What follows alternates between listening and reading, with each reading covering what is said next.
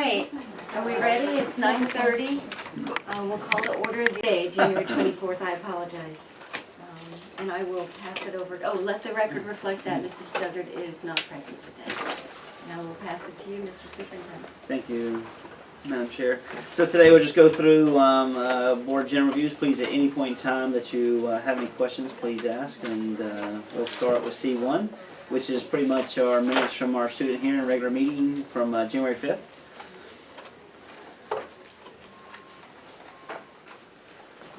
C2 starts with the 17-18 Florida Youth Challenge Academy calendar. This sets the calendar for the entire year of 17-18. I know there may be some questions, so I guess I'll jump into it in reference to our partnership moving forward for 17-18. As you know, that this becomes a heavy funding source for us from a district perspective. Staff has had a number of conversations with the Florida Youth Challenge Academy to talk about finances, in the sense that next year the potential cost could range between $500,000 to $600,000 to the district. I believe that cost is very very high, especially since we have less than 13% of the student body that's the Clay County actually provide. So multiple conversations there. The Florida Youth Challenge Academy is really looking right now to find additional funding. I do not know if they're going to find that funding or not. I've been trying to help them on the side as well, and so is staff. They have until the end of April, by May 1st, to identify what funding source that they will have identified in order to continue to have the partnership with Clay County. To be very transparent, if that funding does not come through, I really honestly do not see how this county can continue to financially support this initiative. Why I believe it's of value. I don't think it's fair to Clay County to have only less than 13% of the student body and us pay $600,000 to support it. So, but I just wanted to make sure that okay with that. I guess by May 1st they have to get with us to let us know financially. We could expedite that if you would like, but I'm just trying to give them some time to work. They're probably waiting on legislative. Session. Yeah. Usually funding does come through for that every year, so hopefully Yeah, I hope some will come through. What's the average amount we get for Last year one we year we got got a windfall, but Yeah. this year was down to correct. like nothing. That was 2 years 2 years ago. ago? Last year, the funding did not materialize as budgeted. So they do get about 175 from, FTE. well, they do get the FTE as well as a partnership with the Department of Defense. Right. So that revenue is coming in for this year to support Right. their activity. And so we get the FTE for each student from, their surrounding districts of where they all come from. But what's the actual cost of our district? The actual cost to our district is about $500,000, a little over $500,000, about $560 million at this time. Yeah, 1,000. 500 million is more than a Oh, Yeah. 1,000, I'm sorry, did I say Listen, million? we're gonna start 3 of those programs. I'm sorry, I've got millions on, Takes dream numbers. Yes, but yes, that's right now, they've got about 17, for this half of year, we've only generated about 100,000 related, which equates to about 17 FTEs. So, which is about 25 kids maybe. Is that how many are in the program at this For Clay particular County, time? yes. Clay County. But overall, it's 180, 200 students? Yes, ma'am, close to 200 students Yeah. that they have. It's around the entire state, so. Yeah, I know it's the only one in the state, Yes, ma'am, it which is. is why it's such an important program. It is important. And it really does serve a need that, we've all been very supportive of it all along, so. But $500,000 is a lot of It's a lot money of that money. we're paying, so. Hopefully some funding will come. Well, you keep us posted on the updates on everything, thank you. Yes, ma'am. Okay, C3 is the Volunteer Pre-K VPK Summer Program. This is a 34-day program that we offer every summer. It's as it will be hosted at Flumen Island High School. Student day will be from 7:30 to 4:30, and they'll have one day off, which they will have July 4th off, but they'll be able to come to school for those 34 days in order to be exposed to foundational skills. C4 is the volume license agreement with Microsoft. This is a 3-year agreement between Microsoft and Clay County. The amount of the contract is $297,000. This takes care of all of our Windows servers, Office suites, enterprise agreement, which is unlimited to us as our district, and it's on thousands of our computers and laptops so that we can interact and work and have a Microsoft product in order to function and be in compliance with state law and other requirements within our district. We do partner, I believe, and Mr. Hendricks, tell me if I'm wrong, with Gartner Review. Yes, sir. We do, which helps us kind of navigate through identifying the best price for our contract, and they are very supportive of us with creating this opportunity within our district. So if we did want to cancel it, not that we do, but if we did, what's the cancellation policy? Carl? The cancellation policy wouldn't be probably the real issue. Would be what are you replacing it with? Well, So no, I guess what I'm wondering is, because it relates to what we're looking at with the GPS, 30 days, 90 day, if we did want to, not that we would because it's necessary, I get that, but I'm just thinking, here's something that if we had to, yes, ma'am. what hoops do we have to jump through? I believe it's a 30-day, not a 90-day. Let me look through the 17 pages of it and I'll find that for you. I've never really entertained the thought. I know, I'm so glad we've had Microsoft. forever to use it, I know, but. All of our servers, all of our machines would cease to function. I already had to give out Outlook. I don't know what I'd do without Excel, Word. Well, and it's also the Windows I know, operating sorry. system. I guess I shouldn't have asked, put No, you on it's the all right. spot, I'm sorry. That's okay. Let me, if you'll give me just a few moments, I can look through and find it.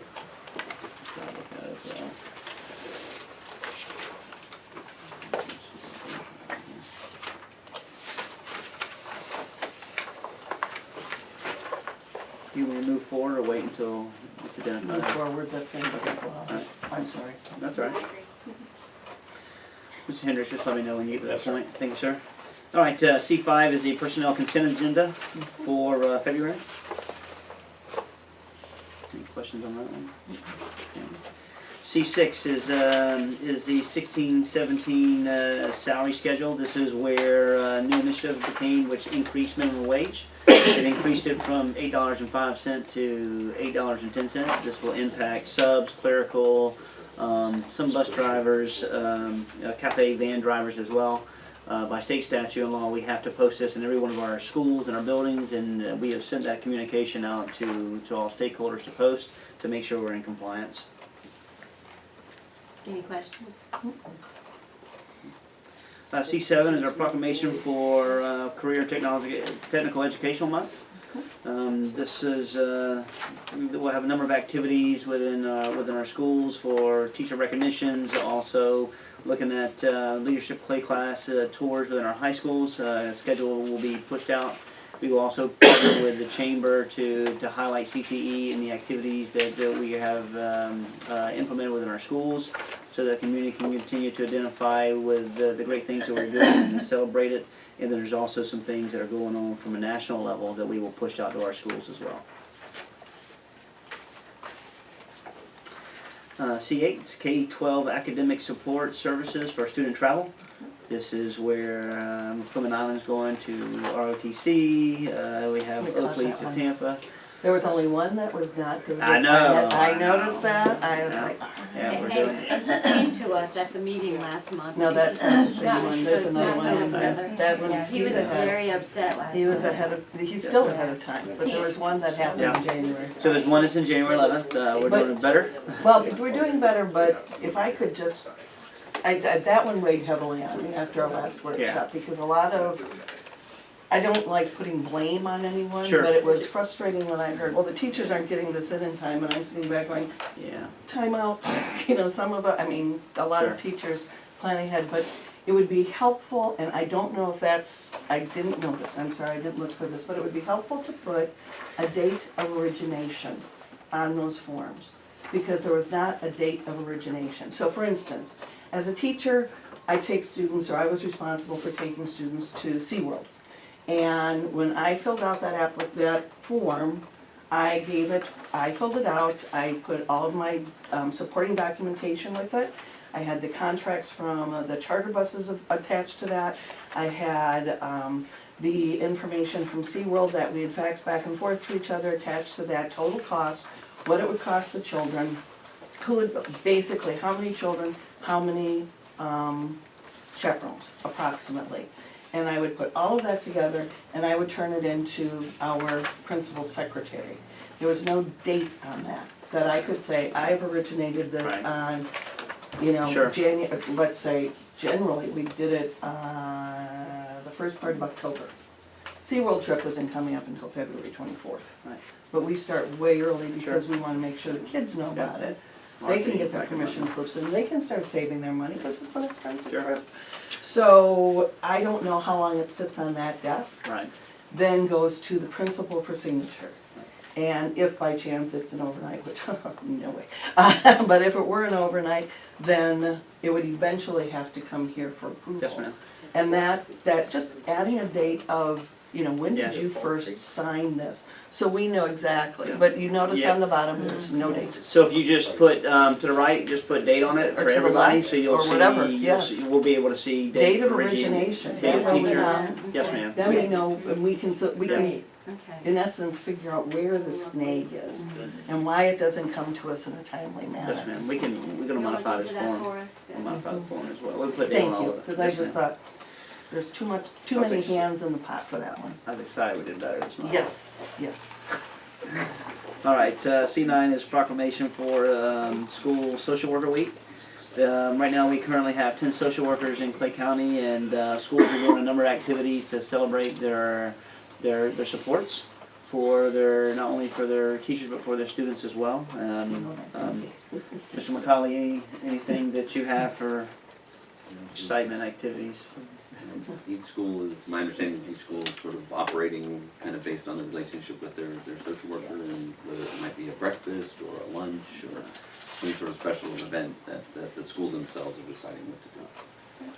And I know this is not the time, but I say that it's surprising that we only have 10 social workers in the great need of For our county, so. 37,000 Yeah, children. so, I mean, And we I will think work with that- the board to figure out a solution for 17, 18. I think there could be an opportunity there to work with our legislators to, there's a lot of money that's given, and I think it's political, but there's a lot of money that's given to Clay Behavioral. Yes, ma'am. And I just, we hear a lot of referrals to Clay Behavioral, Mhm. and I'm not trying to knock the people at Clay Behavioral. I've met some nice people that work there, but we have never had a parent say, I had a fantastic experience with Clay Behavioral. So there's a whole lot of money, state money, that's going to that organization that I don't think is meeting the needs of the county. Yes, ma'am. And Is I say that, it politically, I say No, it that's is fine. meeting the needs of the county, and I think that if we possibly can kind of massage that to work through, maybe getting some of that to hire some more social workers Right. to help with that initial referral Yes, of. ma'am. So excuse my ignorance, is this a Clay County support system Mhm. for parents, And community members? it's not just for And help. children, but it's also for employees. It's for the It's county. It's for the whole or- county, it's not just. It's not just for the Yeah, It's schools. like your river region in Duval. Okay, It okay. serves, It's the exact same as river region in Duval. serves the whole Okay. county except Okay. for the Keystone area. Right. The Keystone area has an organization called Right Path. Right. They are a very well-functioning organization. They've got some partnerships and the things that, I mean, they actually do some after-school activities in conjunction with some other groups in our schools. Like they have a program for girls and things. So it's interesting to watch the difference in the organizations Yes, ma'am. and that kind of thing. If you have have time to have a conversation with any of our social workers, they can tell you a lot about their experiences. Kathy Hill is one who will talk to you She's a about fan of the right path, but not everybody is, so do your research before you go forward with anything further. Yes, ma'am. Why, what do you mean by that? I know several employees who have left the Keystone area and are now working with Episcopal. So It serves a need, it serves the Keystone area well.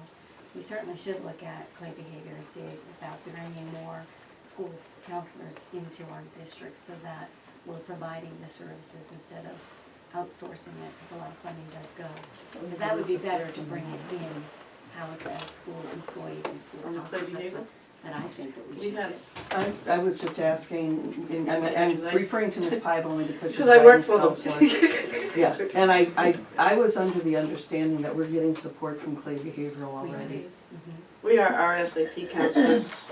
That's where I came from actually, was Personnel Clay Behavioral, many years ago.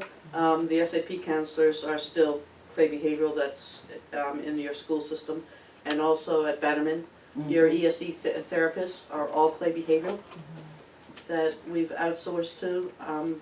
Dr. Legecko, I don't know who else that we outsource them, and they do a great job, our SAP counselors. Where they're really weak is the referral system. It's a dead end. We hear that If you every try to time. refer as a That's what we're counselor, hearing every if time. I'm a counselor and I'm referring to clay behavioral, I'd like to just, I always had pull because I know the people, but I would hear other counselors and they would call me and say, "Really, you gotta help me here." But we have to do better. Their executive director is very easy to work with. We have to do better in servicing not only our kids, but our families, because they are the only addiction services that we have in Clay County. Okay. So, and also they're an alternative to Baker acting, Yes. which, we would prefer to have to get them on a referral as quickly as possible into Clay Behavioral rather than call the police and Baker acting. And please know, I wasn't. No, No, but I know no. the frustration I was just- because I can, exactly what Ms. Condon is saying is absolutely true. The frustration of dealing through the access part of Clay County, we have to make that easier for our school system. And to Ms. and for our Condon's families. point, we hear it monthly at our disciplines that Yep. parents can't get scheduled. Right. They're trying to be scheduled in, and Clay Behavioral is so overwhelmed that, so Okay. she's. And we also she's- used to The get same River problem. Region in here They're overwhelmed. because Clay Behavioral couldn't handle everybody. But somehow the inter-county contract went away around 2001. And there was another group from Duval that used to come in here, and we don't seem to cross the boundary lines anymore. And I'm not sure that Clay Behavioral can really handle the amount of concerns we have in the county. And that's why Keystone went out to Wright Path. They don't just handle our school district, they're Right, the whole and the county, county. so They're it's the a whole lot. county. Anybody who's ever been there, you see their waiting room is usually pretty packed. All right, so I'll look into see what kind of additional service partnerships we can create, and then see if we can assist with the referral process. All right, thank you. All right, C10, proposed allocation changes. Right now, we're experiencing some classrooms at Argyle Elementary School that are high due to some new students that are journeying into the classrooms. So we have student classrooms between 25 to 27. So we're asking for 2 teacher assistants to go in and provide supports to some of these classrooms, and that's to be a total, I think it's around $15,000. It says 3 and 5. 3 and 5. Oh. And this will be using I'm sorry, SAI funding. I don't think we've ever seen a proposed allocation change so small. Just one thing on it, right? Every month it's like, This is we went back and forth with this with Ms. Cornegay because between a teacher, because I think it's grade 3 or 4, I don't know, but they're way over and they've been over. 5 is But, over in their inclusion class. But teachers they need it. won't give up their kids this time of the school year. Yeah, they want them. They're like, yeah, I need help, but no, you're not having them. And so that's why I went with the assistants. Well, with the 5th grade, there was no place to put them either. Right, because the other it's classes one of were those, I full. forget which grade it And was. with the 5th grade, for the record, the 5th grade also had an ESE assistant, Right. but it was, here again, I'm not, the contract side of it, 0.6, I believe. I'm sorry, I should not say assistant, I should say teacher, but the ESE teacher was only there Tuesday, Wednesday, Thursday. So on Mondays and Fridays, the students had an aide, but they didn't have, Teacher. hello, yeah. And it was very frustrating because it was, I had And in she's my- over too, because Can she's we at legally 18. do that? Yes, And I mean, it People was, have a teacher she in the was a- classroom several days a an week. inclusion class I of know. 25, 26, I think. it was. So, Yeah. Ms. 25. Bola, so is this a, I will be there It- tomorrow to is find the- out if it's been resolved. will I you, don't know. I'll have staff look as well, I need to figure out if it's, what type of allocation is it? Is it a support facilitator, is it a It was- full-time teacher, what It is was it? it was a full-time, I wanna say it was a There is a full-time ESE ESE teacher. However, her full-time status was point whatever, it was not full, I mean, she was 0.6. there 3 day, 0.6, thank you, so I technically it's half-time teacher. But the time allotted for 5th grade, Yeah, so that doesn't was- sound yeah. right, so I'll look not a into that. problem, yeah, That's- That What doesn't sound grade right. level? Was that Fifth going grade. anywhere 5th, else? 5, Is there other Mr. schools Brodsky, mine. implementing the same practice? I don't know, that's the first I've ever heard of something that we do a Hopefully they- 0.6 of a teacher, so. Oh, we have a number of point six We have teachers. .5 teachers, But we have not .6 full teachers. not full standalone teachers, you shouldn't. When you, Not what? I'm not sorry? full standalone teachers, I mean. No, I- they're I- not full standalone, this, we have a regular ed, full stand, I'm not certain where you're, It's okay. the terminology. We have a regular teacher, Yeah. full-time teacher who's teaching that inclusion class. So what you're talking And about we is the also ESE teacher have, that comes with and the one of them is Support math system. science, and the other is, yeah, that we So also it's the have .6 aides. teacher Yeah. comes So Who, your but it 0.6 is could a be- .6 Alright, so your ESE 0.6 could be, teacher yeah. who comes Yeah, in, so that but was- only on Tuesday, Wednesday, and Thursday, when those students are Yeah, supposed to that's be probably support served 5 days a facilitation. week Right. Then that's for probably so many correct. hours.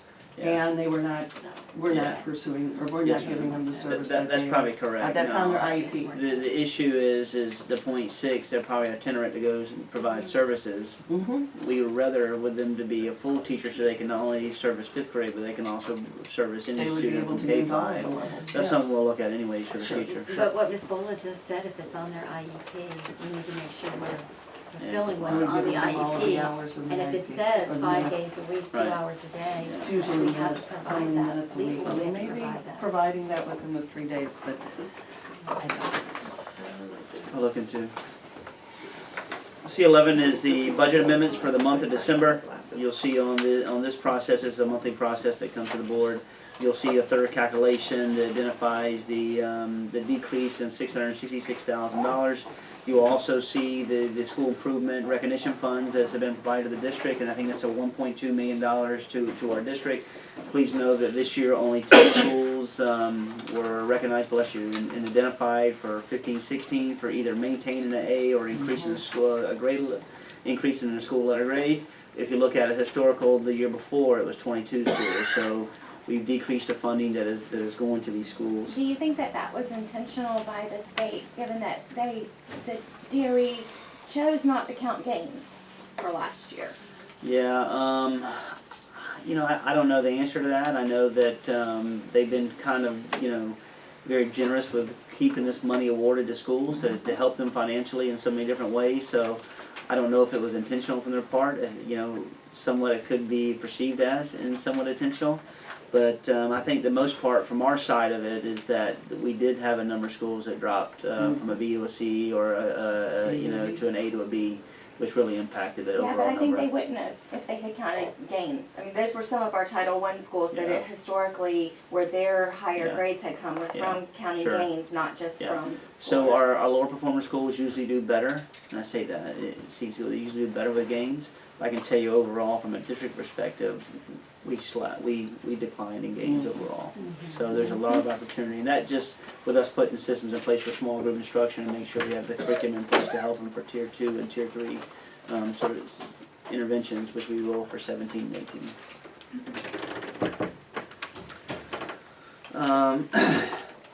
C12 is, every month is warrants and vouchers. This is where we list items and itemized expenditures, and a lot of information in there as requested from last month. C13 is our financial report as well for December. You'll see that we currently have $58 million currently, and it's pretty much aligned with where we are with our revenue collection. And I would say to date that we spent around 38% of our budget, transition to 40% at the end of December. and it just gives them itemized of what our expenditures are and what we're expenses financially.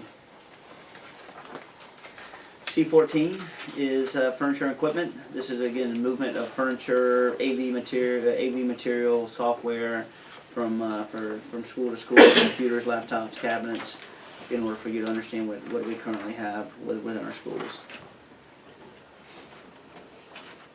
C15 is all AV equipment, which deals with VHS, any kind of relief maps, film strips, globes, skeletons, whatever it may be that we currently have in our schools. Do we still have film Yes, strips? we do. Yeah, we have VHS too. Oh, we need to retire. VHS isn't so bad, but Yeah, film yeah. strips are pretty, Yeah. it's back in my day. C16 is, again, property for software. Just gives you an indication of where we are by school with the software that we have on site, whether it's an instructional software or a practitioner software to use within our system. C17 is our vehicle and just gives the overall value of what we have in our white fleet, in our overall fleet. C18 is deletion of certain items. This is where we're looking at deleting. We have some monitors and keyboards that aren't functioning, so that this equipment will be removed for the month of February. And also some projectors and copiers. Mrs. Bola, haven't seen that before, it's broken down by schools. Yeah. So she can go through all the way. Yeah, I went through that. I was curious what was leaving. Yeah. Me It surprised me too. the. I mean, there are a lot of old, Yeah, it's a lot of stuff that's being old retired, that's computers right. that are still clunking along, however, for those Yeah. kids. Because They can Robert still do an Johnson, AR test. does he still have that website where he's, Yes. you know, I remember the year a school bus was up for sale. Yeah. A school bus for sale. Yeah, he's doing a good job making sure that any material that we delete and we try to sell. Alright, C19 is approval of payroll calendars for 17-18. This deals with transportation, 9, 10, 11, and 12-month employees. Also looking at any substitute pay schedule, and then gives us any pay schedules for summer and any deadlines for individuals submitting the proper paperwork so staff can complete this in an effective fashion. You know, it's funny, did you guys, I don't think we've ever seen on here before, a payroll calendar for, let me think, which one was it? It's always the 9 months. The deadlines, I've never seen that posted on here before. You know, it's not something that we've seen before. Mhm. When it all has to be into you and everything, it's just one more level that you're providing right. us, so thank you. That's right, staff's doing a good job. This is not anything that we. C20, I know that C20 is on here. This is for us to look at the specs for renovating Clay High School culinary program. To be transparent with you, we got a call this morning that the architect has been rushed to the hospital. So all the backup that we need and specs that we need he's not going to be able to supply that with us in the next day.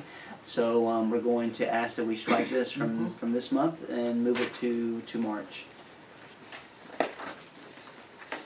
And this is going to be the same for C21, which is Wilkerson Junior High School. No, C24. Oh, sorry, C24, so we go C21. Okay. So C21 is Wilkerson Junior High School. This is for HVAC replacement. This is going to be around $430,000 for building 1, 4, and 5. We have units that are 18 years of age, and it's costing us a number of, a lot of money for the upkeep of it. And we have a number of issues internally to making sure that it's running, at a high level at all times. We will be using the educational facilities plan funding for the capital improvement funding for this, which is our property tax funding. C22 is the ad for a Keystone Heights repiping science wing. This is where we will add the gas, water, and air to the wing at Keystone Heights Junior High School. This will allow us to have additional hands-on opportunities for students for inquiry-based learning. And we want to make sure our students are involved in aligned investigations every single week, and then not only engaging in inquiry-based learning activities, but also responding to them in an intellectual way to prove and demonstrate mastery of our learning. And I think hands-on is definitely a need in every one of our science classes. And this allows us opportunity to do this at Keystone. Right now, I believe that this hasn't been functioning, and this is the right thing by kids. I think this is going to cost us around $120,000 as it relates to the capital improvement fund. And I don't know how long will it take? We'll get it done over the summer. When? It'll get done over the summer, so it'll be ready for next school year. Awesome. Good for those Yeah, kids. I'm excited.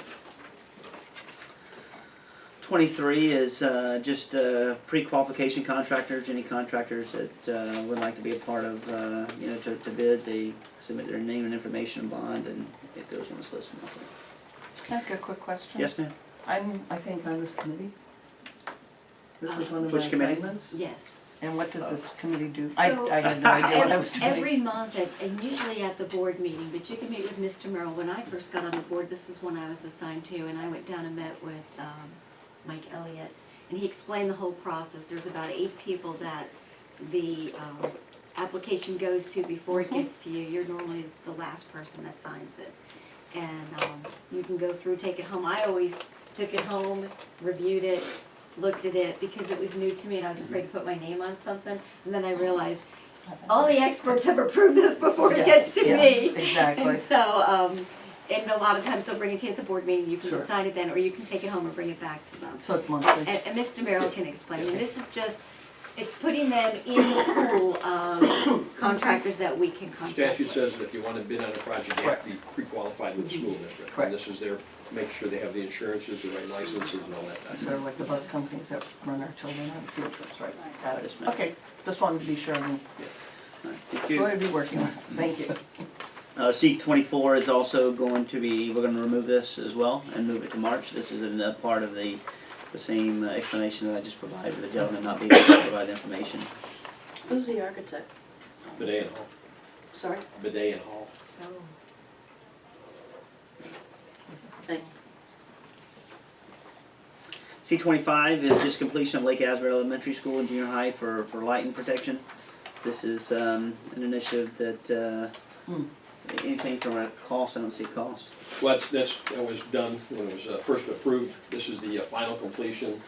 Basically, we've got several areas in the county that seem to get hit by lightning fairly frequently, so we got these new lightning protection, big pole that says "hit me" instead of the school. And they've worked really well. Ridgeview High School's got them, and we did them down at Keystone. And so it really provides protection for our electronic equipment, particularly fire alarms that seem to get zapped quite frequently.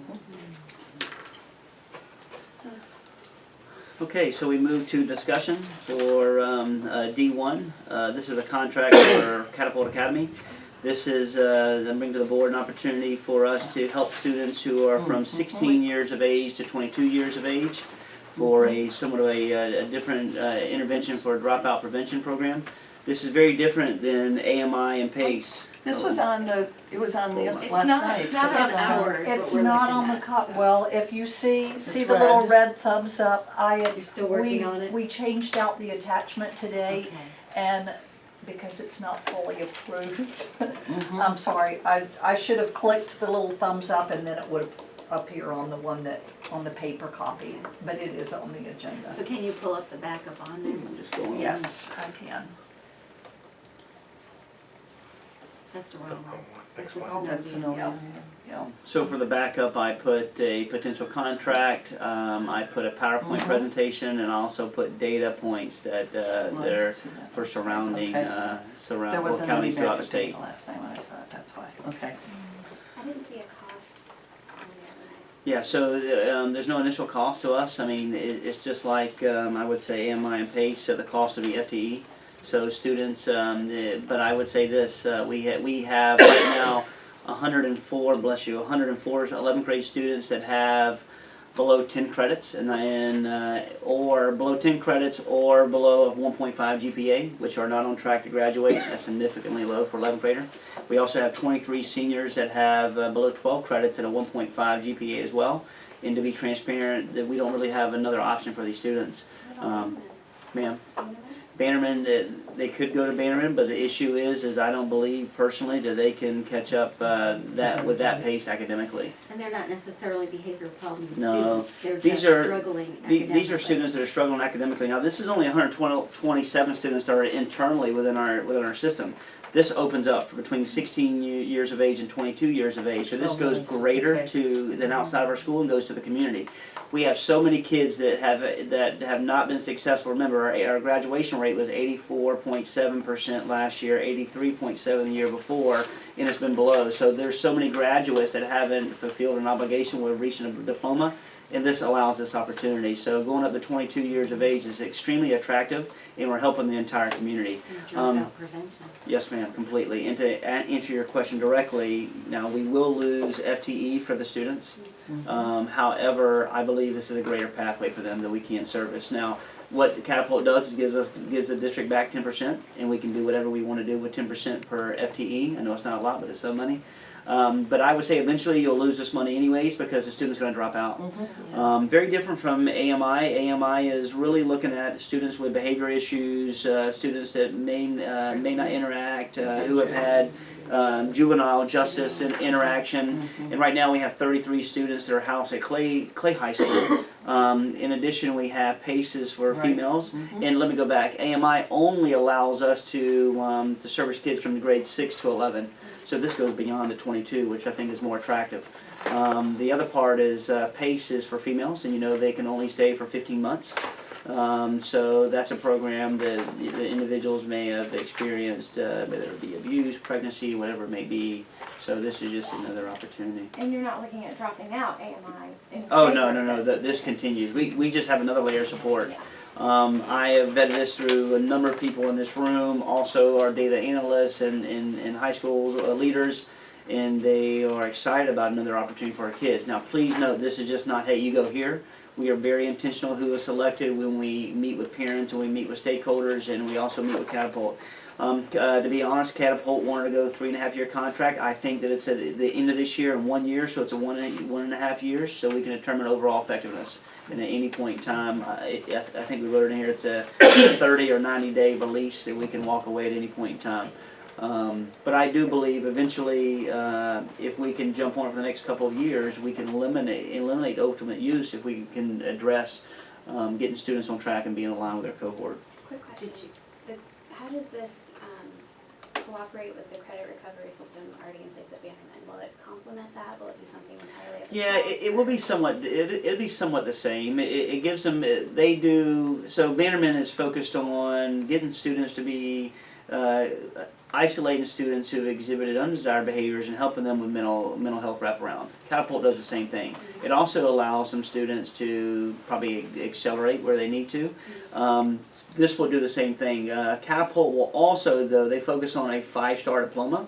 This is where they work kids to get, not only they're able to get a diploma, they focus on getting students to be college ready. They focus on students to apply for college, apply for scholarships, and they focus on students having a minimum of 25 hours of internships within a business organization for volunteers. So that gets them to a point where they either have a pathway for being successful from a career, or also get them to a pathway being successful with being exposed to the right behaviors inside of making the right decision going to college. But in the end, the other part that they do is they seek students to be industry certified, a certification for industry certification, which is very unique for a school that's doing dropout prevention. So we're trying to get a 5-tool graduate, and I think that's attractive for our kids. So is this considered a charter school, or is this? No, it'll be under our umbrella. Yeah, it'll be under our umbrella, and they will not receive a school grade, so they'll have a school improvement grade. So. And have you found a spot to house it? Yeah, I'm going to walk Orange Park, I think it's virtual, tomorrow to see if they have some classrooms. And I say right now, to be honest, I would say we'd have no more than 50 kids that would probably take us up in this late of the game. Anything from you, Mr. McCollum? Look in the rooms where we have community ed, adult ed, Yeah, over in that same area. yes ma'am. Mr. Garrett, Yes, ma'am. this count that you just gave, are those non-ESE students? That's all inclusive of any 11 Are and 12 those- grader. So students that they we have. include also our ESE students, EBD self-contained students in that count?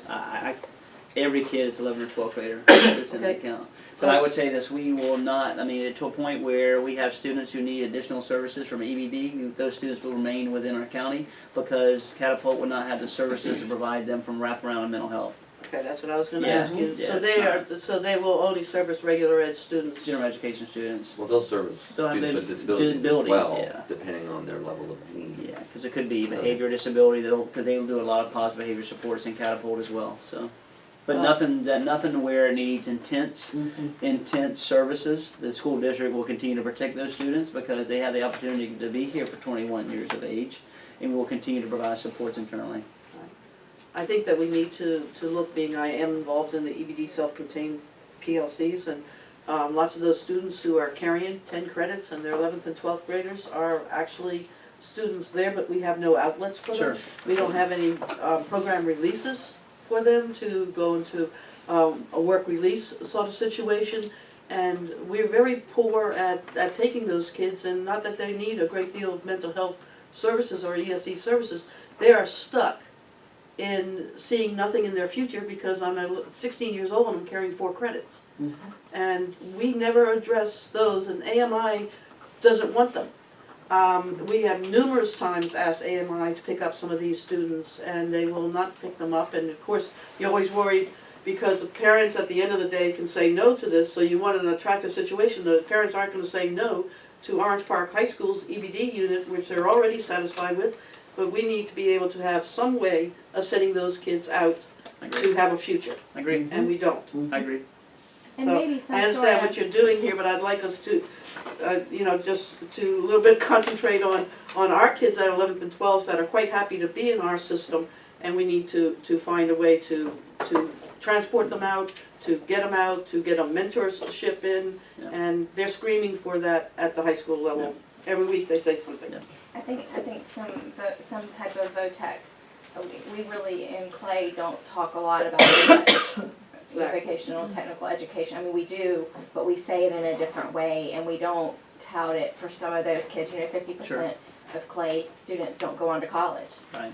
Now that includes military Sure. and some other things like that, but that, the ones that are gonna go out and do the jobs, and hey, I'm all about, the ViStar academies and the culinary and things like that. But the hands-on, I'm thinking mostly, some of our male students, the mechanics, Right. Yes, HVAC, ma'am. that kind of stuff, where Yes, some of these kids wouldn't have the behavior problems if they I could agree. do something with Sure. their hands instead of being forced to sit in the classroom. I happen to be the mother of a child that would function much better in that environment, so I Partitions, can appreciate, all yeah. that we have never cultured. Yeah. And as a junior high counselor, I'll tell you, they scream for that. Yeah. That's all they want to do. That's Yeah. where they want to focus on, and that's where they want to do.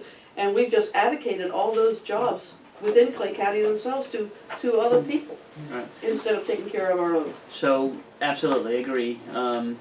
I will look, as we transition to 17, 18, I will bring a plan to the board that has potential repurposing of schools. And with that, I'd love to do something as relates to a vocational school, if we can do it, it'll be CTE driven. You're talking about like a magnet program? Almost like a choice. So to have HVAC, electrician, plumbing, but I'd also, we gotta determine side by side for performing visual arts, we can do one of those as well. But there's grant funding that we can go out there and get to better support us in this line, so we're gonna work hard to do that, bless you.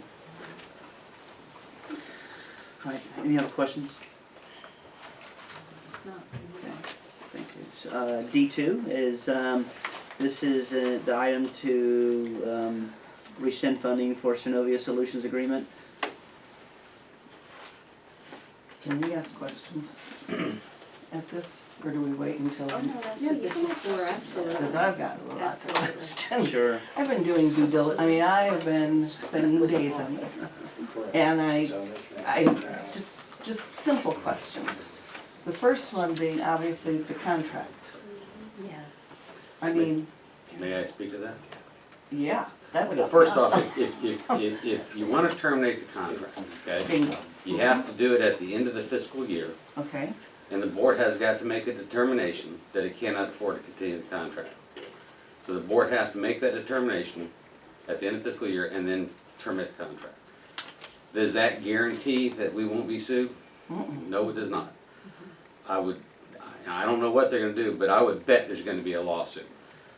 The lawsuit basically will be for lost profits, okay? When you throw in together the issue of attorney fees and cost, it will probably exceed the value of the contract. And if I'm not mistaken, when I read the contract, it said that we are deferring the payment of this contract, and this is a contract that you'd requested be They sent out sent to us, that everything, Dr. right. Legutko said. Right. So let me, I just wanted, and I got it in my briefcase somewhere, but the bottom line was, according to the dates on the contract, Synovia said that they were deferring the expenses of this first year so that we would not have to pay for the first year. But our commitment to this contract, our commitment to this began July 1st of 2016. You are correct. Right. So we would minimum have to pay out $126,000, if Yes, I'm not ma'am. mistaken. Yes. That was the base fee. You are And that because it was deferring over the next 4 years, it would add an additional whatever, and that's why the 136 or whatever the number is over those next 4 years. You are correct. Thank you, okay, so I understood that. Next question, I'm gonna point at you, Ms. Kirkus. You and Miss, and I know you can't speak for Miss Sutter, and she's not here.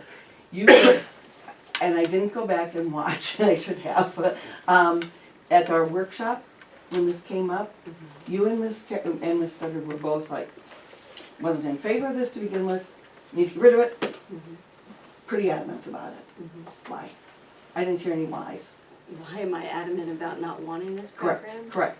I feel that it's a luxury we cannot afford. I did say that on the board floor. Okay, then I It's a apologize luxury for we not going cannot back and afford. looking. I feel that if the idea is great for it, if it worked accurately as it's supposed to. We've seen numerous occasions where it's not. I heard that you are going to ride the bus, so you'll see 3. firsthand. Mhm. I have ridden the bus, I've been on it before.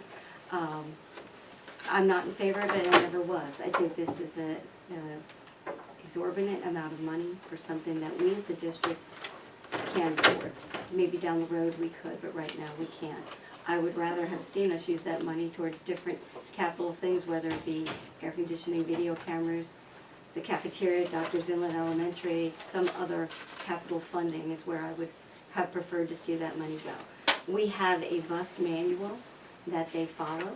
Every driver has a route. They are to be within a 6-minute radius of that time. If they're supposed to pick someone up at 9:10, they get there either 9:07 to 9:13. We know where they are on their routes. They have radios that function, and I felt that that was adequate for our needs at the time based on the funding that we have. I'm still not in favor of it. I wasn't. That was pretty obvious, by the way. Before. It is what it is. I mean, there's no secret about it. The Correct. 3 times it came before us, I've spoken against it every Mhm. single time. Mhm. If the board decides to keep it, then I'm hoping that they will, the transportation department and superintendent will work diligently to have this functioning at 100% the way that it was sold to us. And I'm not- unfortunately, and here's my understanding of this side as well, on the contract, I've been hearing through the times that I've come to meetings, through the times that I've sat in meetings, that we're not getting turn-by-turn directions, and that's not part of the contract. It's not in the contract. I mean, the contract that I received did not specify turn-by-turn directions. So we're complaining about not having it, but that's not what we wanted. Or that's not what we ordered. I will look into it. I know the St. Lucie contract that we piggybacked off had turn-by-turn directions for substitute drivers. Okay. That's exactly what my understanding is. And so it's just for the substitute, not They for, do have it, that's what we were told.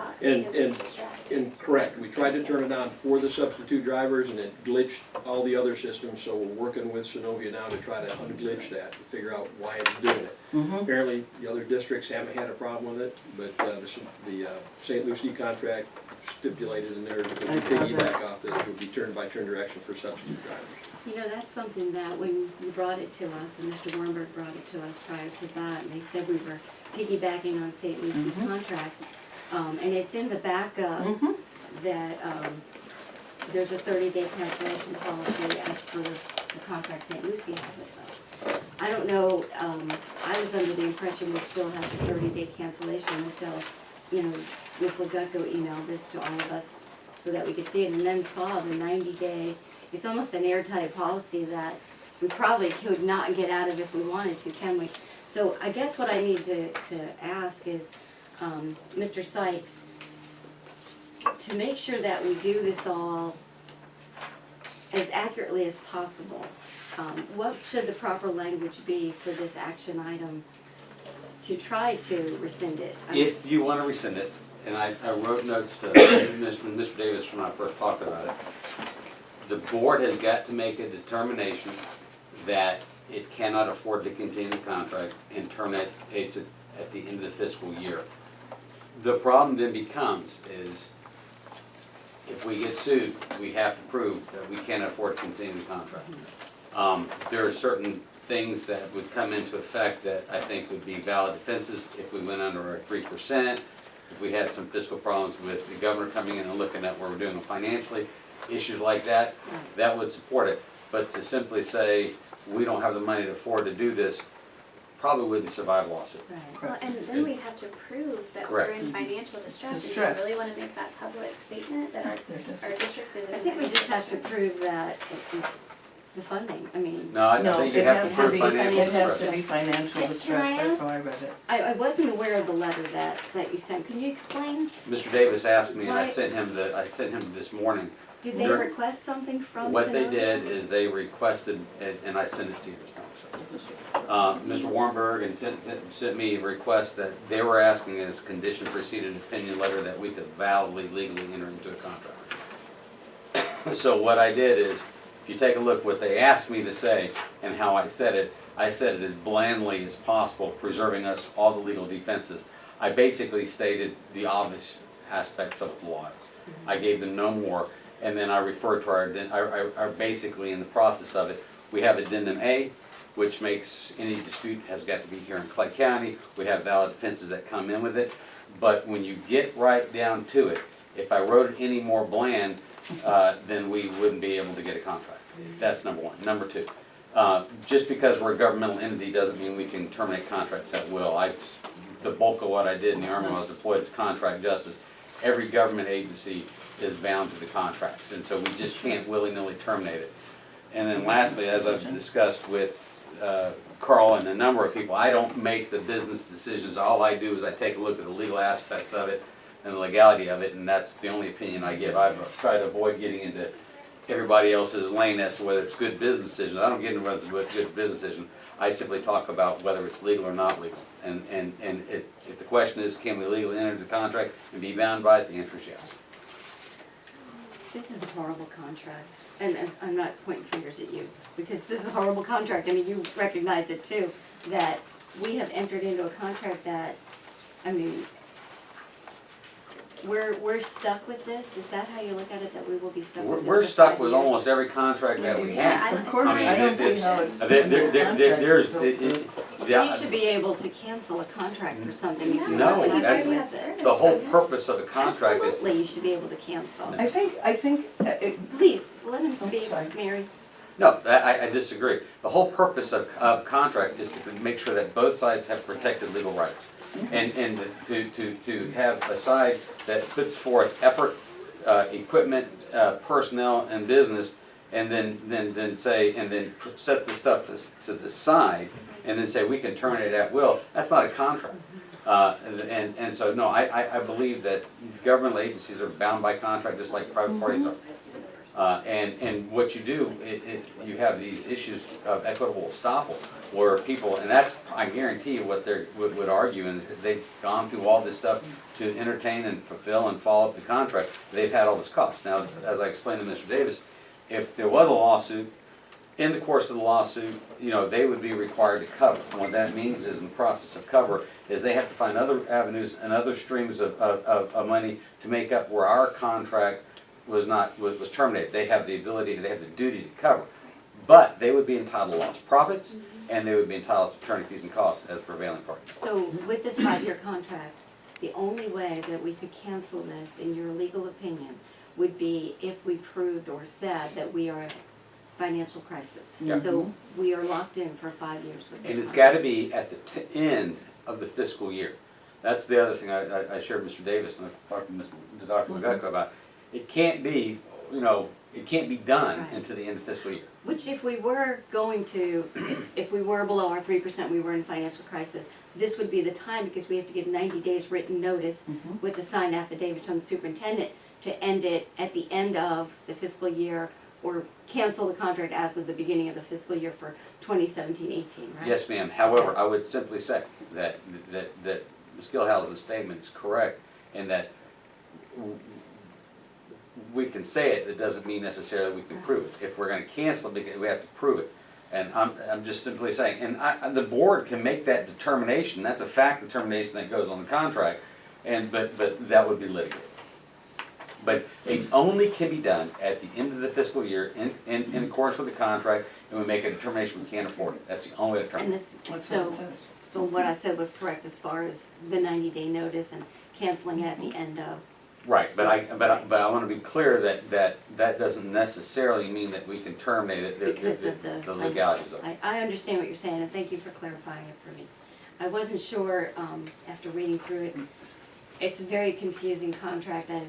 I'm wondering why Robert Warnberg's initials are even on here, when it seems to me that it should have been the superintendent or the chairman of the board who initialed page 3 on it. It just seems confusing to me. That was when he was acting as in the purchasing and contracts role last year. It's just an RW down there, but it seems odd to me that it's Robert's signature. Was Robert working in purchasing at the time also? Yes, Yeah. he was the So acting he's the- director at the time versus, So he's after that the change. director of transportation and in business affairs handling, Yeah, the at contract. time, what is this, his Nancy. brother's company?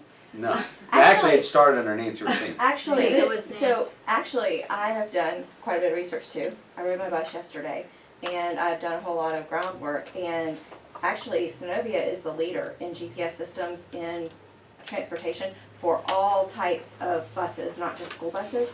And in fact, these systems are standard issue on all new Bluebird buses. And they call it Bluebird, they have a name that they believe that Synovia is the leader. Now, that doesn't mean it's the system we have, nor the contract that we signed. I How did you told, find it worked yesterday? well, I told the driver yesterday, I think it's extremely cumbersome for the drivers. So what I think is, but there's a lot of good that can come from it. It is definitely individual in how much the driver wants to put in. So if the driver learns their system really, really well, and they know it, and they learn their kids, especially their high school kids, the Keystone High School kids, they whip out those IDs, they scan them as they come on, and there's not any more delay. In fact, the driver never has to take their eyes off the road because the students are doing it all. So a little bit of it is behavior modification of our students. As in anything else, when we went to lunch numbers, when you had to start, when we went to electronic lunch, when there wasn't actual money changing hands and they're opening their little change purse, they had to learn their lunch number. Now most of them know their lunch number, they go through, and their number never changes. It's when we start having the drivers input things.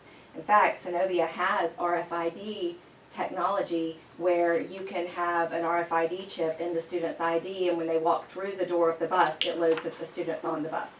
And then it loads if the student gets off the bus. So for when you have the parent call up and say, my 5-year-old didn't get off at daycare or didn't get off at the babysitter, we know they got off our bus. So there's some actual real huge benefits.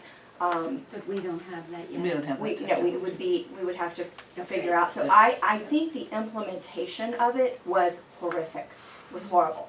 And I don't know whether that was on our part, Synovia's part, or a combination. My guess is a combination. I've launched huge projects before, and how you sell it is really a lot, how you get buy-in from the customer, from who's using it. And the real users that we needed to get buy-in from were the drivers, Yes.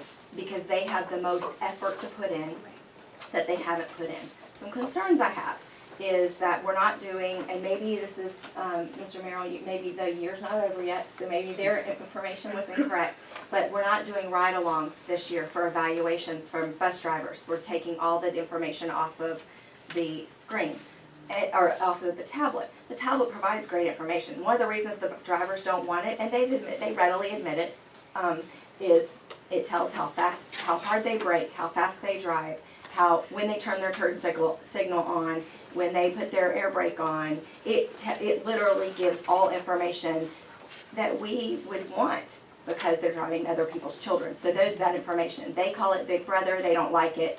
But my understanding is there's actually been one driver who was driving fast enough that if a police officer had been behind him or her, they would have been given 3 points on their license. They were speeding so much. And that, because the system detected that, they were able to do some disciplinary counseling as appropriate. We don't want our drivers speeding. I think, again, the cumbersomeness of what we have has made it difficult. Additionally, they showed me their training. I think we could do a lot for our drivers by spending a little bit of extra money, paying them for an extra in-service or two, and letting them have train the trainer sessions or some way to get more training on this, because what they were given was a 4x5 laminated two-sided piece of paper. That is literally it's a little bit smaller than my notebook, and it's and it's the screens. And y'all know I'm always having to pull these out now, and I put on my reading glasses and I had trouble reading it. So when you're sitting in the dark, if you're a high school driver, you're sitting in the dark on a dark street. If you have a concern about it, you're having to turn the lights on. You're sitting. So some of the concerns the employees told us were not there were valid. And I told the employees yesterday, I said, look, the first time this came when I was on the board, it came once before I was on the board. The second time it came, I didn't vote for it. The third time, I did vote for it. And there had been some incidences, I think Mrs. Driggers has said several times, that she has come to speak to us about some incidences that happened that were of concern. Those were things that, that had me interested in this kind of a system. One of the main ones was that panic button. And that panic button's not on the screen at all, ever. And they don't even, the drivers didn't say that I talked to. And I talked to almost all the drivers in the Keystone area. None of them even knew the panic button existed, so that was a concern. The turn-by-turn directions, they said actually would be very valuable, that there's times, and I could hear on the radio while I was riding, that maybe someone called in and they needed to pick up an extra route. So you would then become a substitute driver without actually being a substitute driver. Right. And to be able to have the turn-by-turn in that arena would be extremely valuable, because they know the route kind of, but they don't know that route exactly. That's not something they're going to know the time frames on. They may have a paper on it, but they may not, because there were several times on the radio yesterday where they had some issue and they were calling somebody, hey, can you pick up such and such route? And it was an additional route. So I think that could be valuable, but we don't have that. And the other thing that I think that we have really, that I thought was a great idea, and in fact, if you'll indulge me, I'll pull out, I took a picture of it yesterday on Facebook. I had the Here Comes the Bus app, and I saw she's a former Clay County teacher. She's now a mother in the Oak Leaf area. She apparently does some kind of a blog. And the looks like, I don't know what the blog is called, some kind of parentingspecialneeds.org. Anyway, she contributes bi-monthly articles for something called Bridging Apps. So they're apps for parents, and they do reviews. And she said, one Clay parents with a child that rides the bus. I highly recommend the free Here Comes the Bus app. My junior high child rides the bus, and using the app this school year has brought peace of mind. The app tracks the bus in real time. We know when the bus is about to arrive, when the bus arrives safely at school, and when she is about to get off the bus in the afternoons. And if you, I can email out the link to that if anybody wants to go and look at it. So I think that the Here Comes the Bus app could be great for our parents. We didn't really launch it because really this launched right as school was starting. And so at that time, we should have done a huge rollout, you know, on One Clay, telling parents, and even now, we could do a huge marketing campaign. Parents that, you know, set up your geofence, set up your, and it's personalized, and that doesn't have to have the child scan in. So I think we can use some different features in different ways to make it what I thought I was voting for. And that's the biggest thing, is I don't feel like what we have today is what I voted for. That's the So- biggest problem. So I do with agree. you. And can I add one to your statement? If there's deficiencies in the contract and we're not getting the benefits of the bargain, then we need to specify what we're not getting and we need to hold them accountable. Now, if that is the issue, that they breached the contract, then you can terminate for based upon breach, but I've not heard anything yet about breach. And so, and if you want to go about that process, then you start holding their feet to the fire on the terms of the contract, saying you're not doing this, you're not doing this, we need this, we need this, we need this. And then they fail to do it, then by way of their conduct, you can say you breached the contract, therefore we're terminating. That's an entirely different thing. Right. But but to do that, you need to specify, you need to set forth the record by correspondence or otherwise, saying, this is what we've expected, this is what you promised to do, you failed to do it, I need you to fix this. And so you have to give them the opportunity to repair. They fail to repair, then you can say you've materially breached it, and then you can terminate the contract because they have breached it. Well, that's what it says, and it can be 30 days prior to the notice to the vendor. Contract, core track and trace, which is basically GPS knowing where the bus is at a particular time. Comparative analysis, what they're doing is comparing, looking at the amount of fuel that were being consumed, etc. Time and attendance, when the bus is supposed to be there, has the bus arrived, is the child on the bus? I'm reading into these, but this is the software that we purchased. Student ridership verification, and parent portal, Here Comes the Bus. So those are the 5 things that, on this contract, that were purchased. Now, piggybacking to what you're saying, I went also to the bus center in Middleburg. Stopped and talked with a few people in maintenance as well, because I was lost. We could talk about that later. But going to that, I was amazed, and I have to say, I met with Mr. Wernberg first, got his background, sat down and talked with him. His background is in purchasing, his background is in transportation. And I was like, fine, dandy. I hadn't realized that Mr. Wortham had hired him. I was like, oh, okay, got that. And then he said, let me just show you where the offices are, and I'm stepping out. So he was not standing there going, what are you going to be saying? It was nothing like that. To a fault. Then there were bus drivers there as well, who had just finished, because I got there at probably about 8:30. By the time he and I stopped talking, some of those bus routes were done, some of the bus drivers were coming in. I stopped them, and I said, what do you think? And one response was, I don't like these newfangled ideas. How long have you been driving bus? 24 years. What do you drive? ESC. How many kids are on your bus? 6. Okay, I got it. I understand where, yeah, it might be a real hassle, obviously, for that. The next bus driver that came up looked at me and said, it saved my butt. Looked at her and I said, excuse me? And she said, basically, I had a parent who was calling and saying that I had not been at that stop at the time that I was indicated, and they had documented information that said wrong.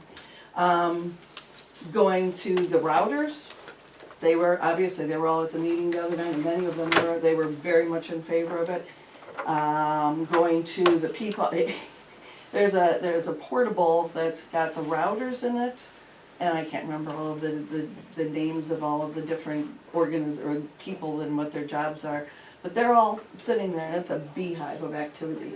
And the comments that they get from outsiders coming in, saying, your bus was speeding, and being able to say, no, actually our bus was going this amount at that time, and if you were going past that bus at the time, you, sir, were speeding. Also, this bus was doing whatever, well, that numbered bus isn't even in our system. Happened to be a bus from another county. I mean, there are all sorts of complaints that they get. They're all experienced bus drivers. I didn't realize that. that they get hired from within. And some of those same people, the woman who's in charge of this whole portable is sitting there, has been a bus driver for years and years and years, very much in favor of the system, based on the ease in which they're able to operate, the ease in which they are able to continue their jobs, do it effectively, etc.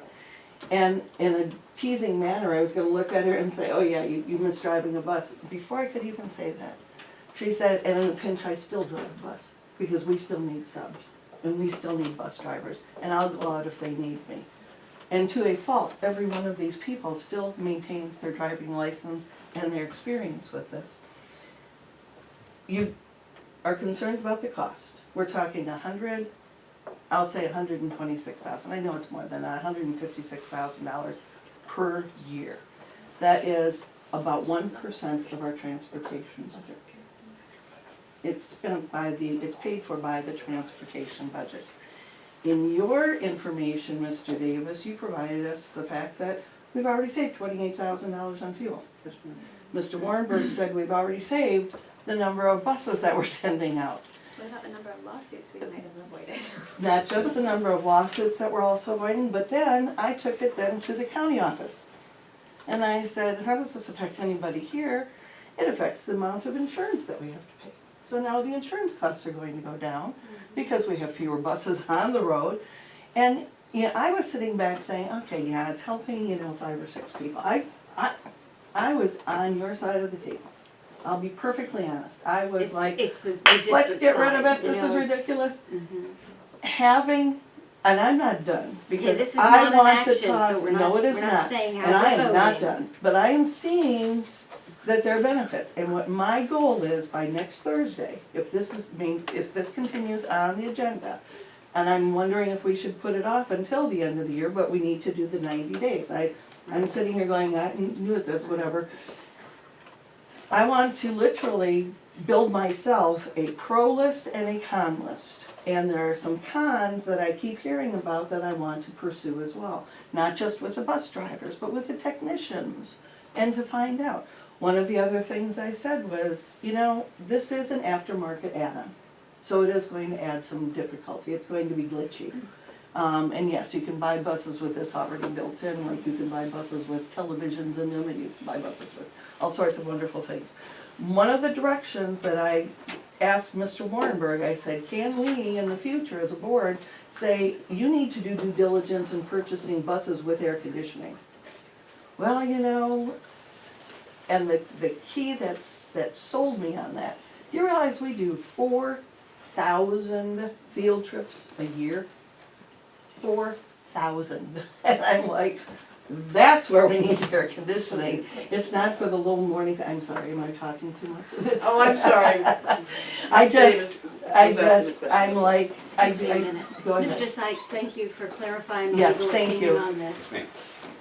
I'm sorry I have to go. I won't be here for the workshops on the board attorney. You guys are free to have your conversations if you are interested. Thank you, Mr. Sykes. One other glitchy thing that was a concern that I think, Mr. Merrill, you'll want to look into, Mr. Sykes, if you can go on. Excuse me. Thank you. Is that if we're going to link it through the payroll system, there are times when it doesn't necessarily load up. So then they're told, they call in, they say it wouldn't take my login or whatever.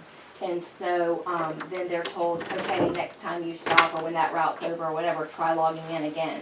If we're gonna log it to the payroll system, the employees have the concern about being paid their Being hours. doubled, And it adds up. And that's, But- and the But 6 it's not, hours and when that. it's added onto the Bluebird buses, it's not a luxury, so it's not an upgrade. It's just like if you buy a standard equipment on their, It's like buying a car now. yeah. You're going to get, But one question that control, came up yeah. for me that kind of piggybacks onto this, that I think would be valuable for the board to know is we do spend an awful lot of money when we buy a new school bus.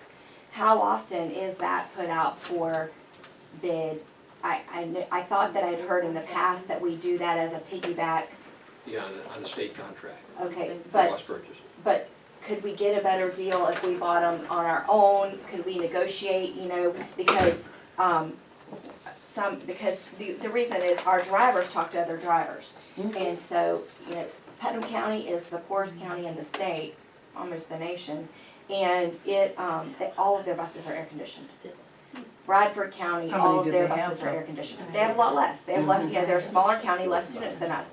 We are known for having one of the nicest fleets in the state. That's But a you know- feather in the cap of our maintenance staff and that kind of thing.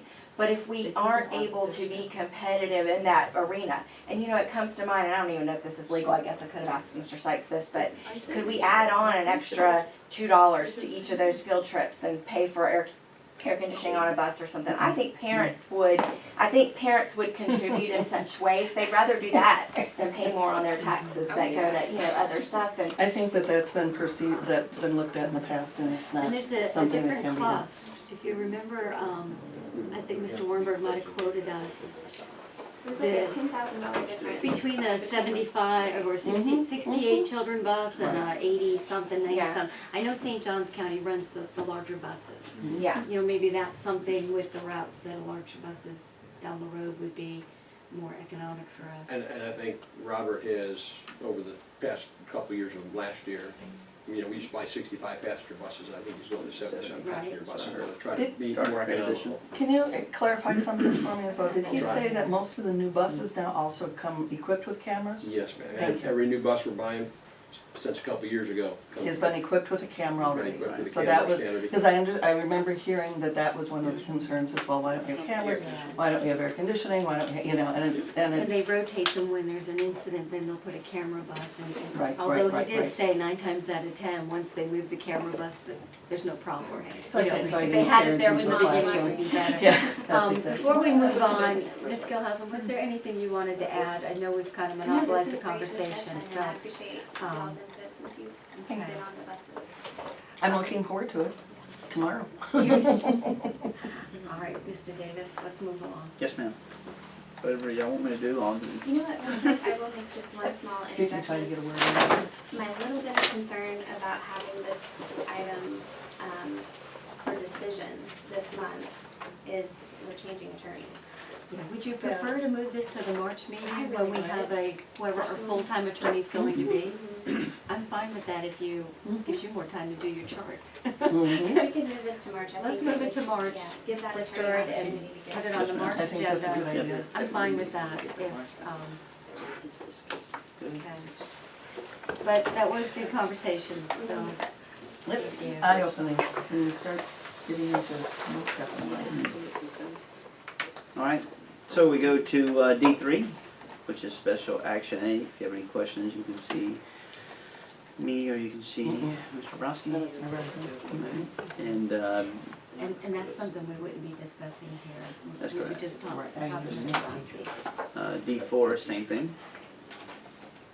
D5 is selection of the school board attorney. I don't know if there's anything. Did we ever get the questions? I got him from Andrew Messina last night. I'm just gonna review them with Mr. Davis to make sure that he's comfortable with them. And Mr. Brodsky will put a rubric together and send it out to all of us tonight. Okay, when you say So- rubric, it's not are we scoring each question, or how are you encouraging that? So can I just challenge that? Yeah, absolutely. No, What I all was, due respect, Let's- Mr. Davis is not the decision maker, the board is, so Right. so I don't really know why him And- being comfortable with the questions would be, it really needs to be us being comfortable with the I questions. totally agree with you. And wanted to run them by Mr. Davis and Mr. Brodsky because they've done this interviewing process more than we have. And they'll be sent out tonight. I think there were like 9 or 10 questions. We'll go through and we'll have like a timed amount of response, maybe 3-minute response, 2-minute response, something like that. Nothing is all that.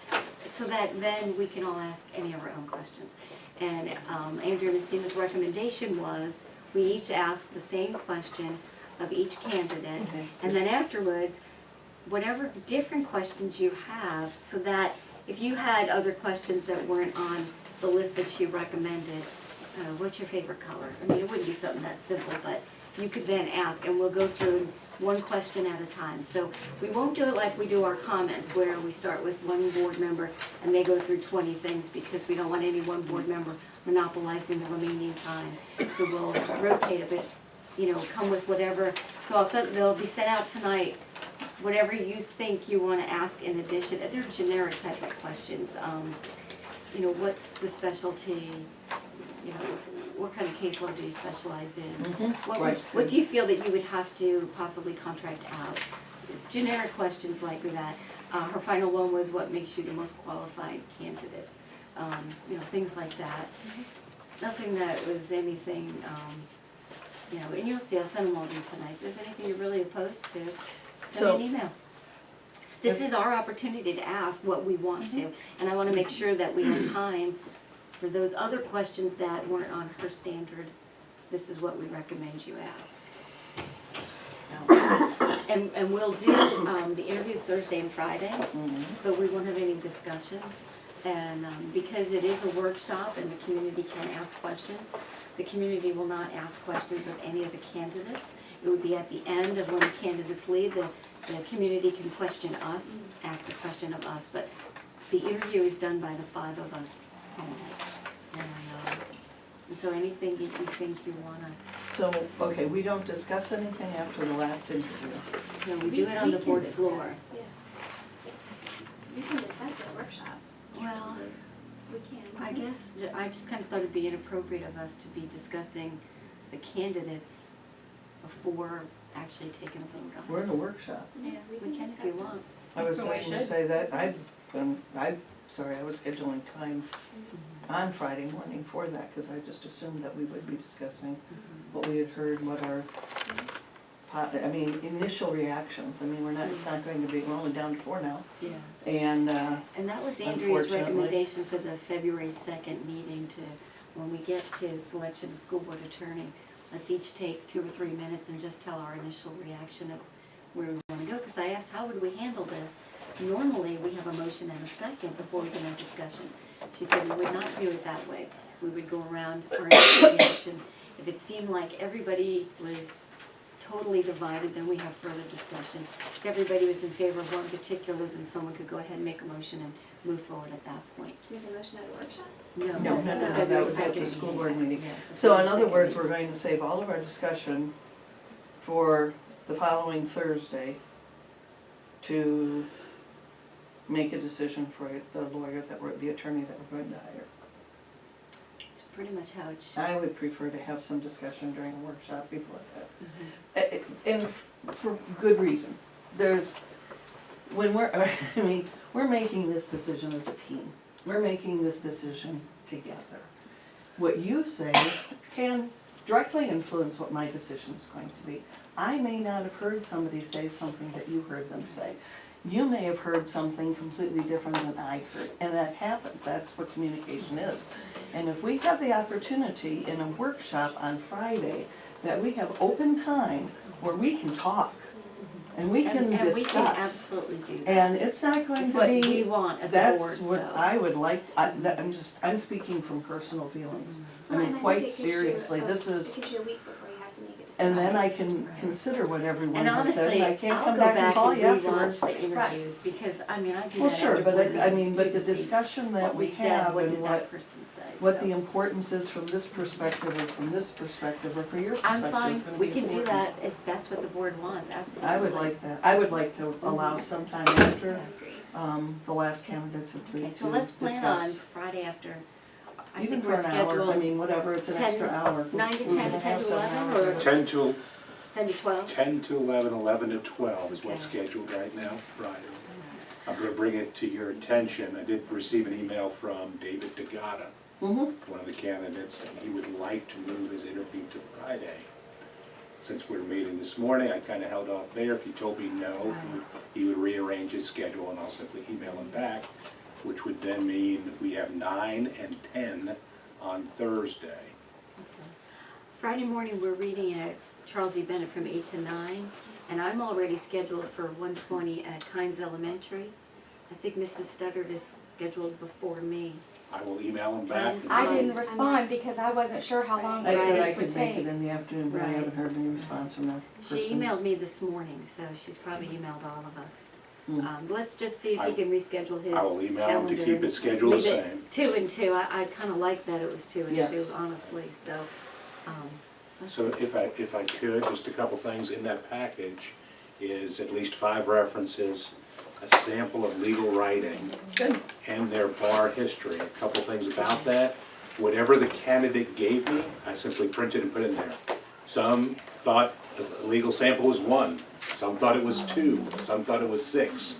Whatever they sent, I copied and put in there. Just as a reminder, and I know you all know this, any questions related to any protected class, such as a person's age, their medical history, all of that, totally off limits. Oh, yeah. You know, in questioning, so I just wanted to remind you of that before we started. And thank you for compiling all of this for us. I appreciate that you got it. It does help us to see, you know, every little bit that we can get will help us to make a decision. So, did anybody have anything else before the superintendent moves on to the next item? I would just say retrospectively, we should have had a about the candidates. I'm sorry? I would say retrospectively, at our last meeting, we should have kept our comments about the individual candidates to ourselves. I think, I just wasn't real happy with the way that discussion went, and it escalated, and part of me wonders if that's why we had several candidates withdraw their name, because I don't believe that we behaved as professionally as we should as a board. We were there to discuss the structure of the interviews, not the individual candidates themselves, so. Well, let's all use that as a teaching moment. Yes. And, Please, I agree with that 100%. Mr. Superintendent? I'll say that Mr. Brodsky's done a good job. If there's anything that you need me and staff to do, we're willing to help anyway, so. All right, D6 is, it is the public approval for amendments of Board Policy 406 and 407, which is pretty much provisions for foster care and homeless. We advertised last month, and this is just the actual policy change that have been identified, so. And it just separates the two, and they used to be kind of integrated and married together, so now it gives value to both. What, through the chair, what is this concerning exactly? All this does is just separates the ability for us to make sure we're providing the right services for our students, and it takes homeless structure and puts it by themselves, and it identifies what needs that we'll need to be able to support them to whether come to our school, support them within our school, how we interact with them, at the same time for foster care. So it takes foster care and homeless and it just separates them. Where it used to be lumped in one, it's now showing the value of both of them. And I think it has some very explicit items that are related to each of those cohorts of students and how, in new language about how we go about interacting and supporting them with education. And is this something that came down from Yes, the ma'am. state? This is, So we're in compliance? yes, ma'am. Okay. This is totally extended from the state. Thank you. All right, D7. D7, I'm bringing to the board to ask for us to look at, to approve a supplemental spot survey for our current educational plant survey. And a number of reasons. We have, in 2003, I believe, state statute required that we look at any portable that is 20 years or older, and we start to repurpose them. We have a total of 942 portables within our school district, around 780 are 20 years or older. So this gives us a point where we can try to repurpose some of our portables and start to move and transition to standalone buildings in the future. This will do a number of things. It will assist with, I'll be transparent with you, with increased utilization. And increased utilization allows us to create opportunities to build and also create opportunities to expand schools where we can and could if we had the need and also if we had the finances to do so. I will be honest with you, the portables have zero value built, they are worth maybe $10 to $100, I would say. How does it increase utilization? Because it comes off of the classroom. Yeah, it's no longer. But where are we gonna put the students? We have room and utilization in our schools. We do have, we just have to make sure that if we have a room for a, let's just say a coach or an ESE, teacher, a standalone classroom that's just using for those individuals, then we will have to make that an actual classroom in need. So coaches will have to find other areas to plan collectively, and we will find other areas to repurpose to meet with students as need for support services. So I would say that it will on paper increase utilization. I am confident that we have spaces available within our schools in order to accommodate this. Can I just throw out a question? Yeah. Let's say we have a portable and it is assigned to 2 ESE teachers. Yep. I'm just using this as a Sure. what if. Yep. And those ESE teachers are, go into the inclusion classrooms, Right. all right? But periodically, and, you know, some would look at that and say, well, that's their office, Yeah. that's their classroom, whatever. But there are times when, because of that pullout or testing, shall we say, or whatever, Sure. they need those spaces then to bring students into those portables. Are those portables considered not being used as a classroom per se, you know what I'm saying? Yes, ma'am. The portables would be redesignated as general school space. Okay. And available to the school to be used for a Was that- multitude of things. and They're that's still basically- satisfactory, and they're still in satisfactory condition, they're still livable, as it were. But we could do a lot of things with them, make them computer labs. Right now, computer labs gobble up a lot of permanent classroom space in the buildings. You know, these could be computer labs. They could be a small one-on-one pull-out type. Right, that's what Where this right is. now, Yeah. we're gobbling up, again, a whole classroom for a one-on-two type of thing. These could be used for that. They could be used for, I know some of our smaller schools, older schools, Montclair, Doctors Inlet, Sure. their administration areas are extremely small. And they always hit me up for portables to use as office spaces, as conference rooms. Right. These portables could be used for that. They're still in satisfactory condition, they're still livable, they can still be used. Can they be used as classrooms? Not technically, but I'm not a portable police, and I'm not gonna go out there and check all of these portables and make sure there's no classrooms in there. Well, we And until we having worked in- transition. Yeah, having worked, literally, my portable was moved from W.E. Cherry to Argyle. And it was perfect, because I didn't have to pack. They just said, put everything down on the floor in the middle, and I'll pick it up and move it for you. I was like, cool beans. And that portable was really nice. Yeah. Didn't have a bathroom in it, did not have running water in it. There was some, obviously, but it's solid. And when I left Argyle, I was in one of the new portables with the seam down the middle. Yes, ma'am. And a few other things. And I did have running water, and I did have a bathroom, which I very much appreciate, don't get me wrong. But they're real different, yeah. But we looked on Gov Deals, and if we tried to sell these, we'd get $100 for them. Yeah, plus- exactly. plus moving. So they're valuable things that the principals can use at their schools for other than classrooms. Good, okay. And I would say this is not gonna all happen at once. It'd be multiple years that we have to phase in and out. And then I would say this, as we start to transition in this administration, you'll start to see some rebounding proposals that we'll bring that may be able to help in so many different ways, so. So the ultimate goal is to increase our utilization so that we can build a new school that we know we need, but we don't meet the utilization from the state. We're right there on the threshold of it. There you And go. this also, it also allows us to repurpose and the older portables, which we're required to do that we haven't done. Okay, talk to me about funding. Yeah, so, I guess you want me to go to the next one? Well, it's all- Or is it all the it's same? part of this. Okay, Part of so, this. What yeah. else on here are you changing? I mean, you mentioned Dr. Zinla cafeteria. Yeah, so it goes to the funding, so now it's gonna cost $20 million. Not just that, though, the reconstruction, you wanna do at all the elementary schools to accommodate getting rid of the portables, if I was reading that correctly. Yeah, it does, Mr. Murray, you wanna speak to that? What was the question?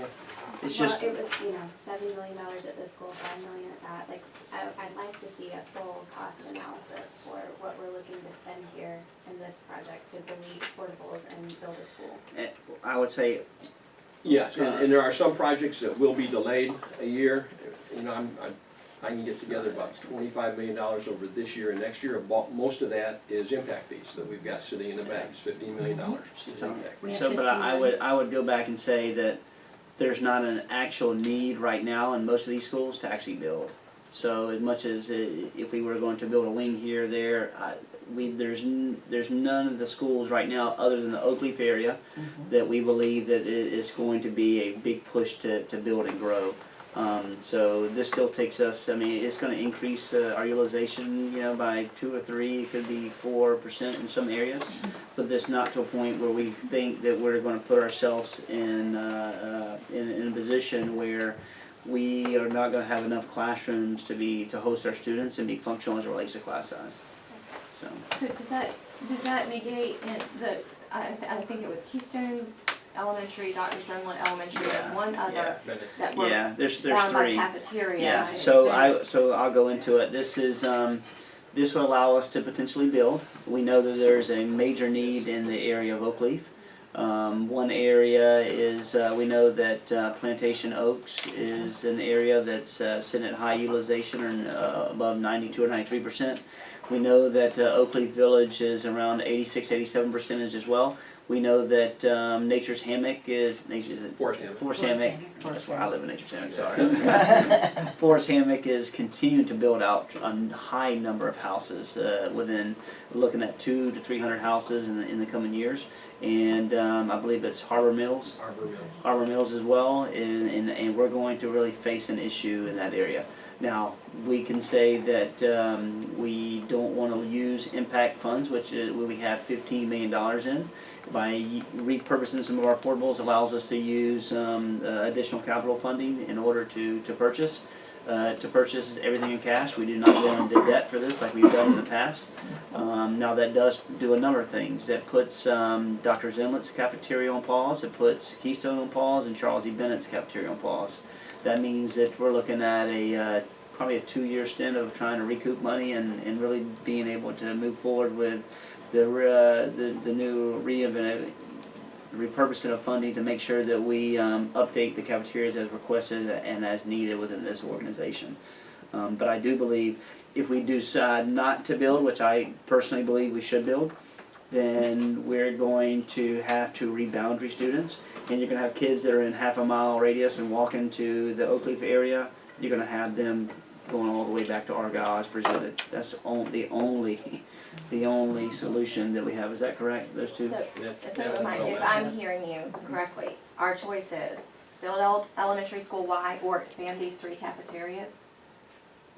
No, in order to build elementary, why we have to postpone. Postpone the Okay, so cafeteria. that's not really a postponement, because I gotta tell you, They desperately need it. they, I mean, No, I don't.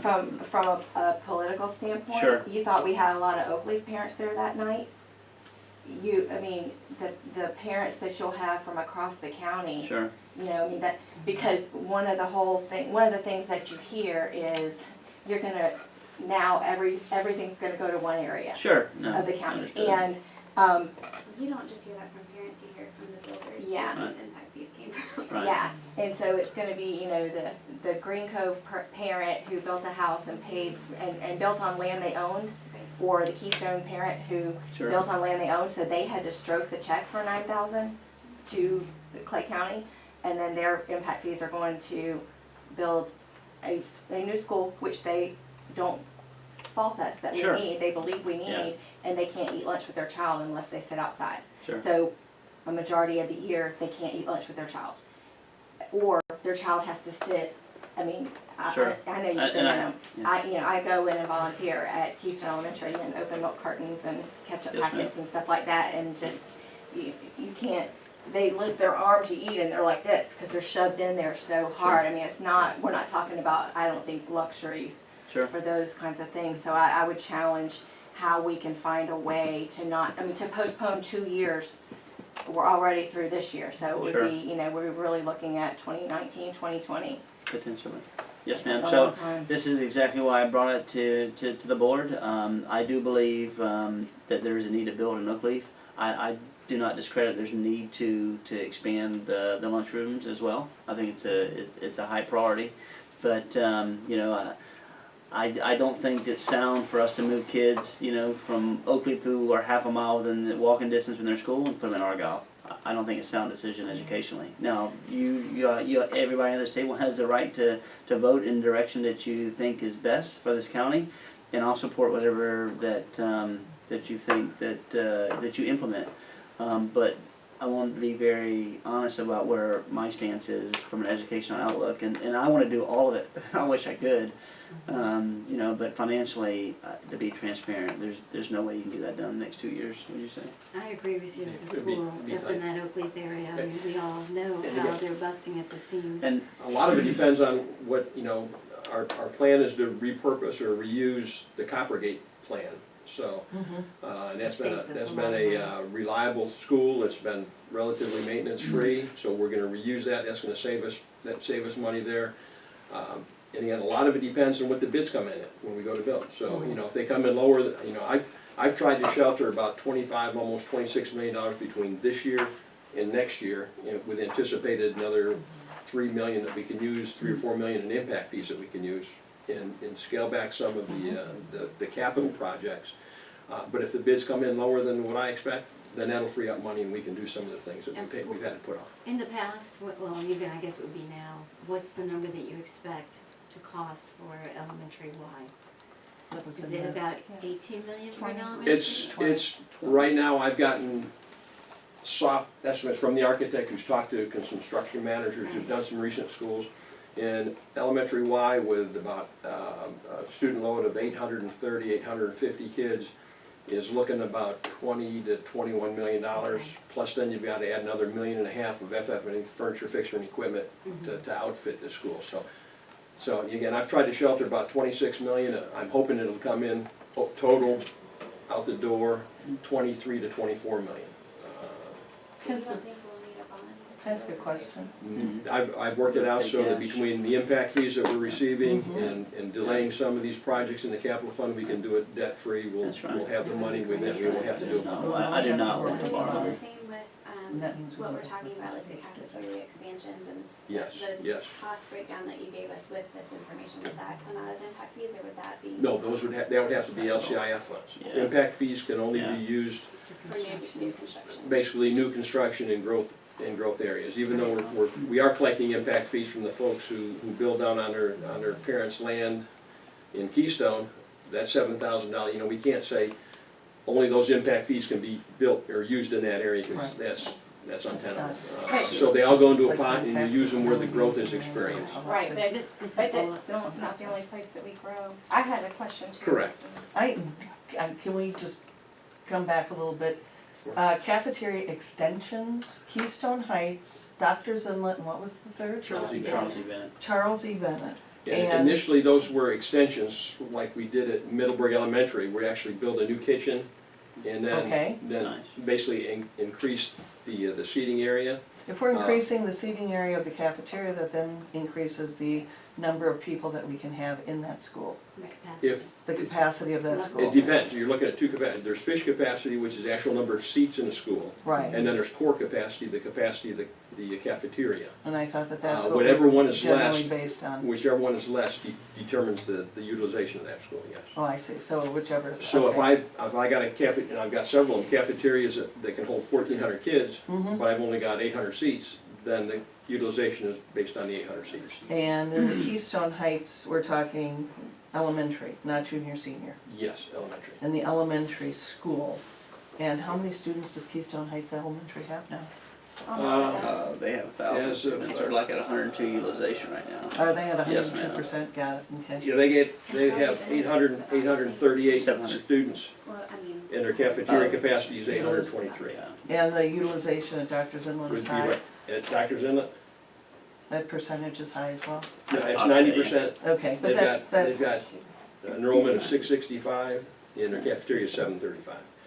So we wouldn't have to expand that cafeteria, but it does need renovation. Sure, sure. It needs updating with the kitchen Um, equipment thing. and I'm sorry, I'm just getting up to stuff on this. When were those, just out of curiosity, when were those approved, or was that something that was in the general plan? It was And it was, in the general plan and the educational facilities plan every year. I would dump a couple $100,000 into Sure. that project in order to Sorry. build up to it, so we wouldn't have to take out a bond That's for Kim. to do Yes. that construction. got it, okay.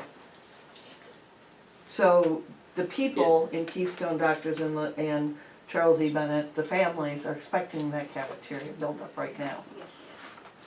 yes, It's I been mean, in this it's- facilities plan for the past couple of years as I've dumped Couple money in of there years. too. Okay, so, So if they look at the educational facilities plan, they probably see it. but But I think Moving in then the over long run, people to understand. moving over to Patterson Elementary, or not Patterson Elementary, I'm sorry, Oak Leaf Plantation. What's the percentage of capacity now at Oak Leaf Plantation? Oakley Village, Village, no, Oak Leaf Plantation Plantation. Poe is what I'm trying to say. It's Plantation at Village. 95%, is at 95%. it's at 95. It's at 95 and Oak Leaf Village is at, It's at 80, let's see, Oak Leaf 88. Village, 88. It's on this chart. but with expected growth, Both Yeah. of them. Yeah. with and expected again, growth. And these numbers, these capacity numbers, except for the actual enrollment Yes. numbers in the first, are based on capital outlay FTE, which doesn't include everything that Carl's FTE. Correct. And they look at the past, so they don't realize Arbor Mills is building up. Yep. They're looking Yep. at the past Yep. 5 years of what's Yep. happened and not. You know, you're seeing the building, it's obvious how And- no. So these numbers are We- a little yeah. bit low from what It's- we can actually expect. And, There's even and, more going on. Did you see in the paper over by Oakley Village, Brandon Field Village, that new, 600 unit apartment That's an complex, awful lot of and, you know, kids. again, the state doesn't look at the First Coast Expressway coming down here and opening up within the next year. They're looking at historical data, they're not looking at what's actually Future. going on. exactly. So given that, I don't want us to cut off our nose to spite our face. Is it really wise to build an elementary school with a capacity of 800 students in Oakleaf when we know that, you know, at the two schools beside it, we have, you know, 1,400 students and 1,000 students? Yeah, so great question, and this is where, and I, you know, I'm from Oakleaf, and I hate people think that the perception is what it is when you live in there. I mean, I'm for all kids, hope everybody at this table understands that, and externally. What happened is, I be very transparent, I think we underbuilt with the first elementary school, with Oakleaf Village. I think Plantation just exploded because all the new building and new opportunities. This will allow us to have at least 800 seats available, and we could make it a K-8 if we needed to start. But the beauty about using Coppergate is it provides opportunity to expand. You can build wings on it if you need to extend and grow. I do believe that I would like to bring to the board a reboundary eventually that that alleviates the junior high school in Oakleaf, which would help as well down the road. So that would hopefully assist with Orange Park Junior High School and Orange Park High School as well. So would the, so I thought that the 800 students would be needed for K-5. I didn't realize that we would have the capacity to go up to K-8. I just put it as a K if we needed it to. Oh, okay. Yeah, but I would say K-5, it's gonna be, I would say in the next couple of years, the K-5 is gonna be pretty solid. Anything And also, in reference to there's utilization? the Armstrong CDD, which is right there on the corner of Brandon Field and Oakleaf Plantation Parkway. There's 1,000 homes going in there in the next couple of years, which is gonna be right next to Y. Where is that? Right at the corner of Brandon Field and Oakleaf Plantation Parkway. and that's where the There's a hospital big- and Walmart. Oh, Right, okay. right across, directly across No, from Publix. further, It's and- further further down down. from that, where you It's actually further make down. that big turn and you go to that light, and if you go straight, you go by the Publix. Yes, ma'am. Oh, Yeah. So, they could go, I would anticipate those kids going to to Y, Right. because they're right on the same road. And it's just down the road half a mile from Y. And So, also, another development that's coming in just south of Argyle is Wilford Preserve, which Yep. is about 600 homes. And what that's gonna do is eventually connect Cheswick Oaks to Oakleaf Plantation Parkway. Finally. So you can see the area east of Brandon Field is gonna, once that road gets done, you can see the Yep. development start to boom in there as well. So I guess what I'm thinking now is that property over by Times that we're probably going to be sued over, do we need to I think they dropped their secure suit. that? They did. I think they dropped their We've suit. not been notified about that. I'll check with Dan Sykes, but I heard that they, or Sam Garrison, I think, called let me and know. said that they had dropped their suit, withdrawn it. They removed the items from the Planning and Zoning Board as well as the BCC, and so they're not proceeding with their suit. So yes, that But may that- be, it's a nice little piece of property. Future that you get- site, right. Do you think that this elementary school, I know I mentioned it already, the Chimney Lakes Elementary is where my kids started out, and no portables at Duval County Schools. Everything's inside, and the one hallway had an upstairs where 4th and 5th grade was up, downstairs was second and third, and then the other hallway was kindergarten and first. Are we building big enough if we want to possibly use it as a K-8? Should we consider a second level on one side? We've got a two-story design for Y, but that increases the expense By greatly. how much? I think about $6 million is the last estimate I had. and tell us how many does that hold? That was roughly the same, a little around 800, 850. Oh. It's not adding classrooms? But look at your No, capacity going- on your going- junior you go high up, schools. you- I mean, that's- Right. Well, I'm just thinking with the Oak Leaf Junior High, Sure, is but look so- at Orange Grove just- Junior. because we ended up moving those sixth grade students Yeah, back to there's Argyle something Elementary, remember? Orange Yeah, Grove Junior. So, And, this comes in with the school choice, but, and as y'all know, I'm not anti-school choice at all, but I think we need to be really careful, and I think we need to have a plan. I saw on, maybe it was on Jacksonville.com or one of the other, I read an article about a developer building in Duval, but in the Oak Leaf area, and they're touting it as Oak Leaf, and they've got a new, It's probably Arbor Mills. No, it was separate than that, because I didn't recognize Because the name of it. Arbor Mills goes into Duval County and into Clay County. This the was county line further splits it. north, but it was, I mean, it just, It's just trying to. it reeked Thank to you. me, and there wasn't actually words on it, but it reeked to me of developers, which I know they Trying do this to to St. John's all the build. time. You can go to Clay County schools. Yeah. Buy our houses, you can go to Clay County Selling schools. point. That's true now with. Now Oak it's Leaf. a But it may not be with our Yeah, not percentages, and that's where I want us Oh, to be yeah, really, yeah. really careful about.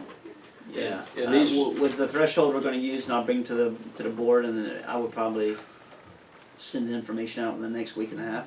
So you'll see, we'll start having discussions about it. It's gonna be at 85% threshold, so we're gonna be pretty much safe now. Some of our junior highs, may be subject, but, we're gonna create excitement, and every school will have a marketing plan to start to bring back students who are in charter or private schools in our county, but we've got to support them with a robust program that's exciting and attractive. So, I know a lot of parents that homeschool during the junior high years. oh yeah, I do too. it's a, They're horrible. it's a difficult time. It's probably this- the worst time. And this chart that the superintendent handed out to you is obviously only good for this year and next year, because if we open in 18, 19, a new school, we're gonna have to reboundary everything, and all these numbers go out the window. Right. Um, Well, I think if there's any way that we can figure out the funding for elementary school Y and still address, and it sounds like Keystone's cafeteria probably is the greatest need, and then Yeah, I wanna ask then that. Dr. Well, the other Sinai. thing, maybe you don't realize is they don't even have their own kitchen. They can't cook, they don't cook their food. The food is cooked at the high High school school, Right. and brought Brought over. They over. have warmers. They don't even have an oven. Right. So, when they're talking about, meeting the needs of students That's in the fair. summer and stuff like that. Yeah. Now, I know that, we have the summer feeding program that's done at the high school. They have a much bigger cafeteria and stuff, and it's just, it is across the street, but that's, I think, where they're. No, Well, that that's We not- can see it, find a way And we to, can make that a priority, to I look can at pass the it on to funding Dr. for Kemp, that, but that's, you know. that's a priority, and we can. What, Only you know, we because can she's you at tell me what the, 100%. for the board as well, can you, through the chair, can you tell me what the projected cost would be for if Keystone was, Middleburg Elementary, where you actually expanded the kitchen and expanded, it cost 1.5 million. look, Now, do we have the depending- room to go out like we did at Middleburg And Elementary? that's another problem you got at Keystone Elementary, where do you build, Yeah, I don't think if there's the you're room gonna for expand that. like that, where do you build? is that the need to is it to expand at Keystone, or, Yeah, so I guess my ask is, can we get it done for $800,000?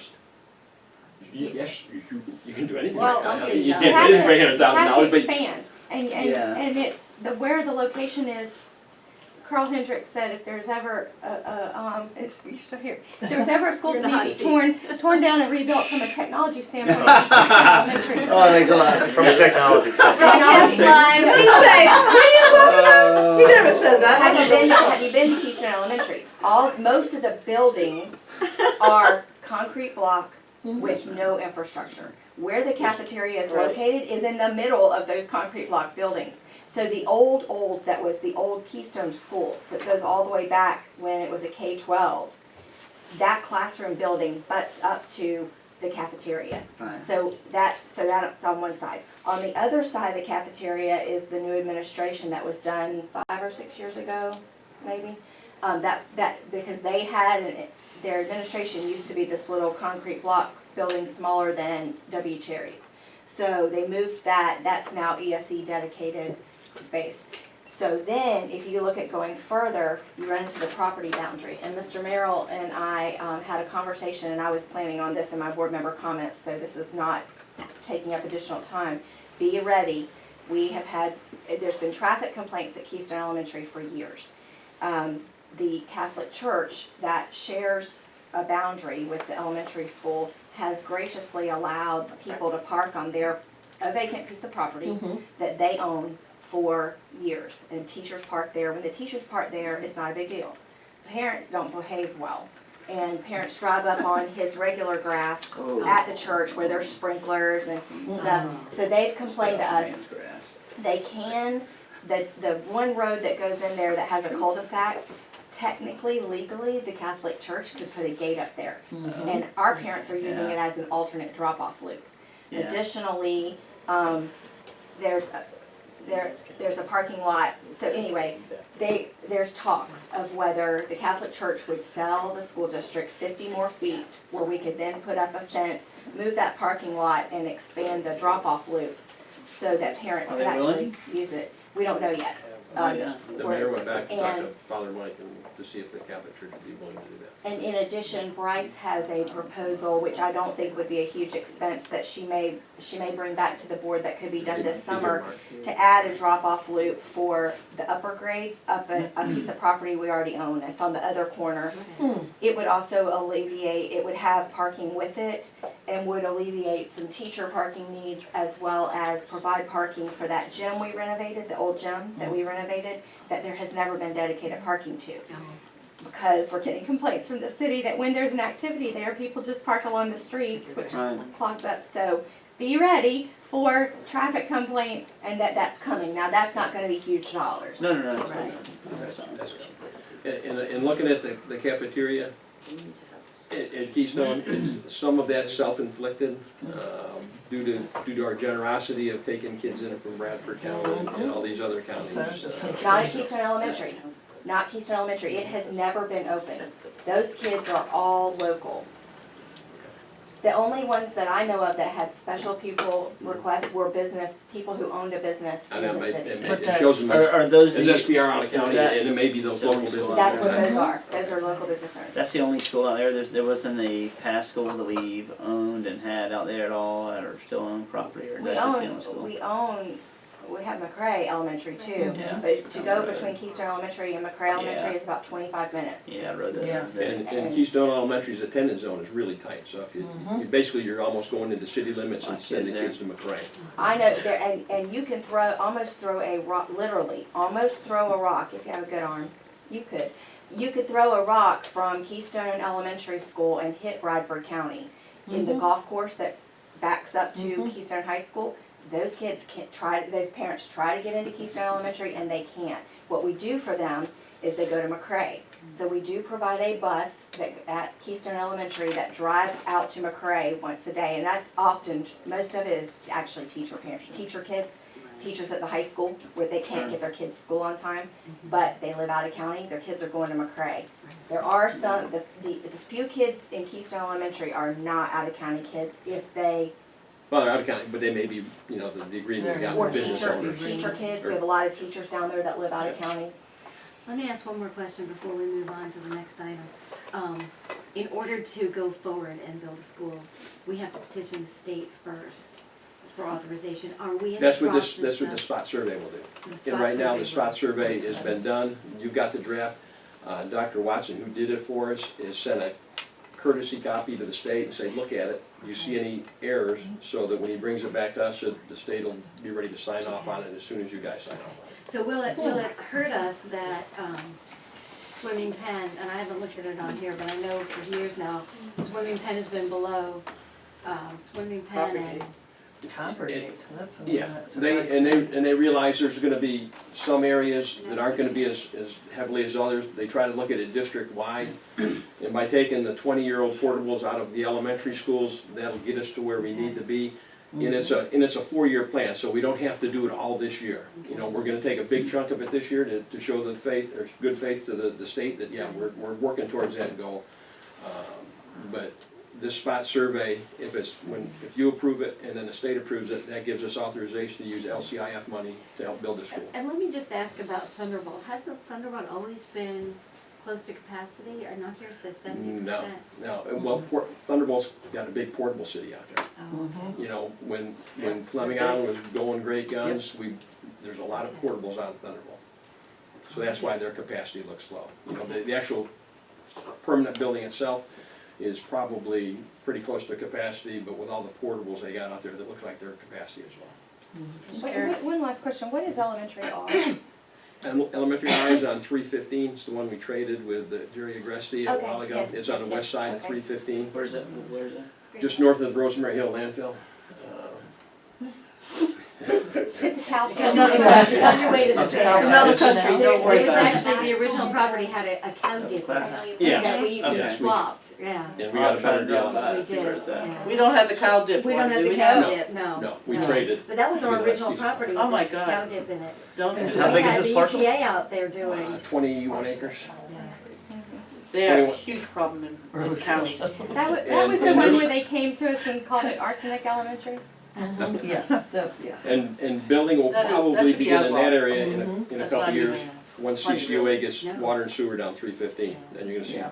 construction start in that area. Oh, yeah. Ms. Paiva had a question. I do, actually, a comment more. We lost a great deal of teachers at Keystone Elementary last year that decided to retire early. Actually, they retired early. And one of the biggest problems was we even have classrooms that were put together.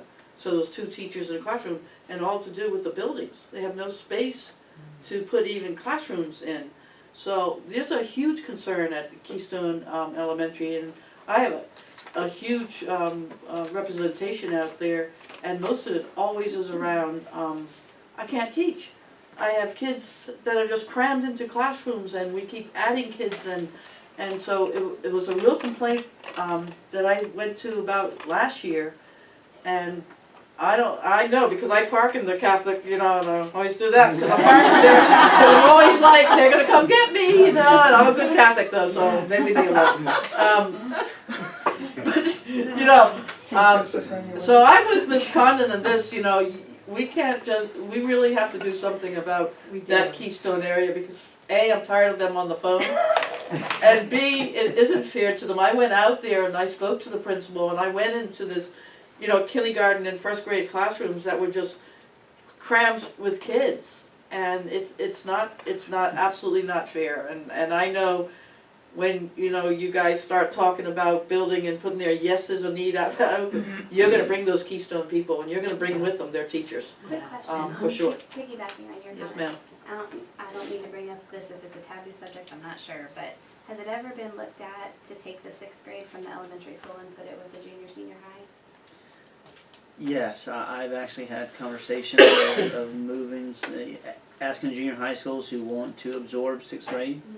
Some of the issue is that I went it's, to Greencove Middle and it was yeah. 6th grade. I think we're one of the few districts that still have 6th grade in elementary.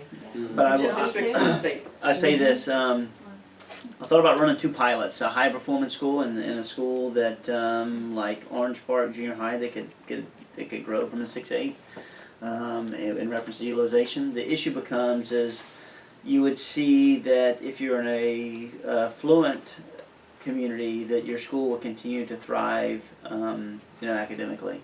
We see that some schools that are 6-8, they don't do as well academically, because 6th grade is a trying year, and parents rather keep their children in elementary versus trying to go to a junior high school.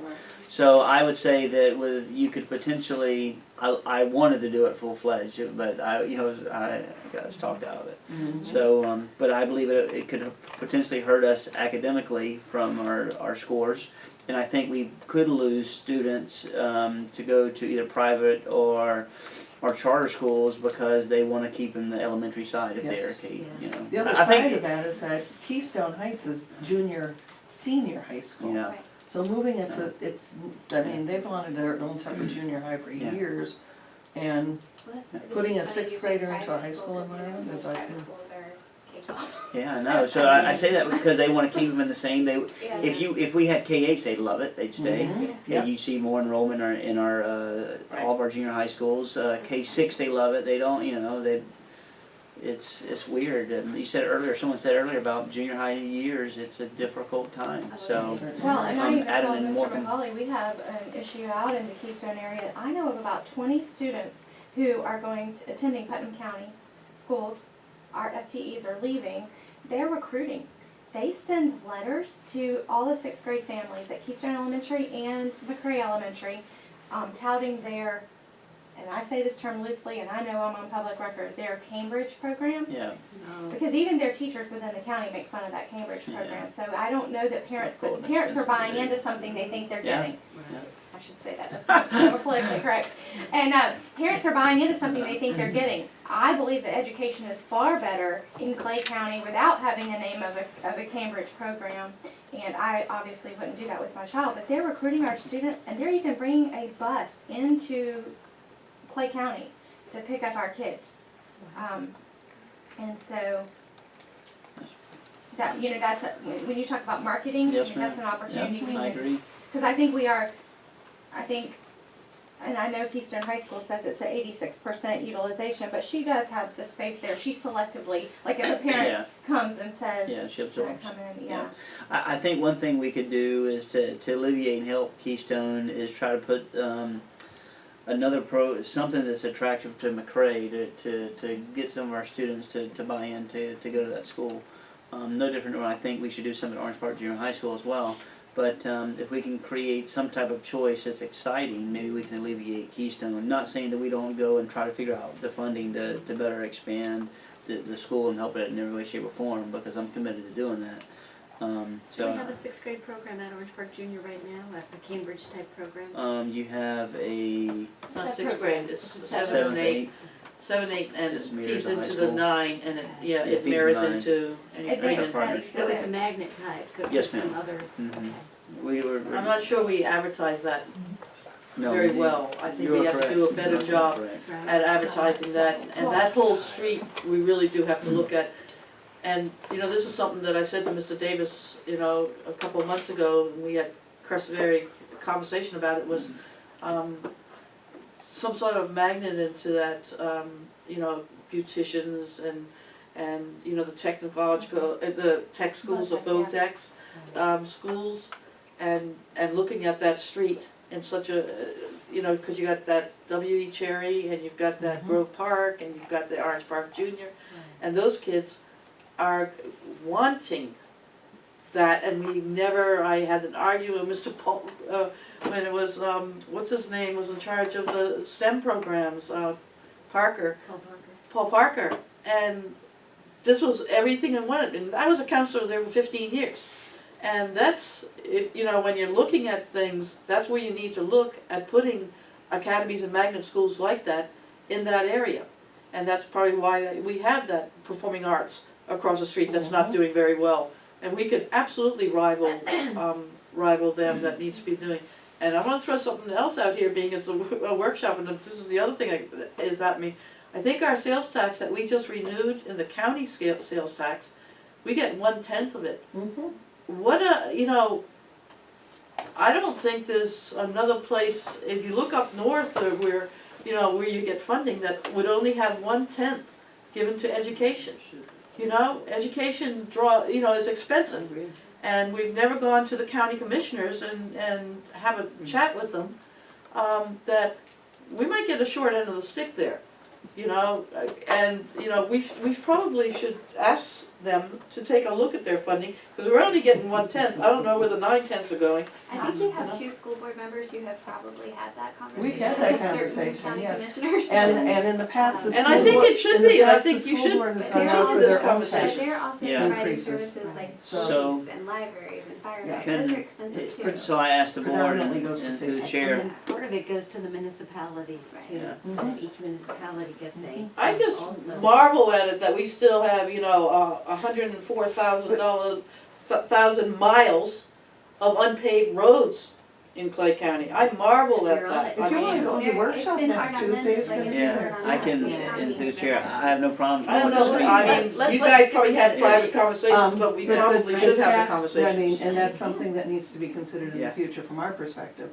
But if there's going to be a tax increase, but here again, depending on the legislature, and to let us know what our millage rate will be allowed to be this year as well. Sure, yes, ma'am. And if And they have that. I'm all for going to speak to anyone that I need to in reference to funding, and I would like to push for a 1/2 cents tax for this county, and would all go to capital and be able to help assist with It's out projects there. that we identify. That would go on a ballot. in Yes, the ma'am. next Have to go on a election ballot. cycle. Mhm. That would be a referendum. I'm the, I am the designee to the BCC again this year, so I will, have those conversations and see. I do know that I was reminded when they went out for that, renewal of that gas tax, that, that 1/10 or whatever is at their discretion. Can they So- change that? Yeah, they can take it away. Oh, Yeah, You that's don't the other side. Yeah. automatically get it. They can take it away. I want to increase it, I don't want to take it away. That wasn't actually a gas tax, so that was the No, sales the tax. license I'm tax. sorry, So sales so a tax, piece of the yes. 1/10. Yeah, because it had They're been also like a looking 20 at years, so they Yes, renewed it they for renewed it for another another 20 20 years. years. But Right. I was reminded that, Right. Mhm. I guess they were a little bit We get impact fees and They disappointed. don't, so that's another consideration. They what? We get impact fees and they don't right now. Well, they did that to They- themselves, No, well, Right. right? Right. They put a moratorium, I mean, you know, really, this is my angst, always my angst, because you have the state legislators that have point blank told you, you have to find alternative funding. And every time we bring up alternative funding, we get shot in the foot because it's not our platform, I know. you know? But they even do that to us on the, what's the one that comes out in the summer, you get your property tax thing? The, Ad valorem? no, you get the, you get the little letter from Roger Suggs and it says your property tax. Appraisal.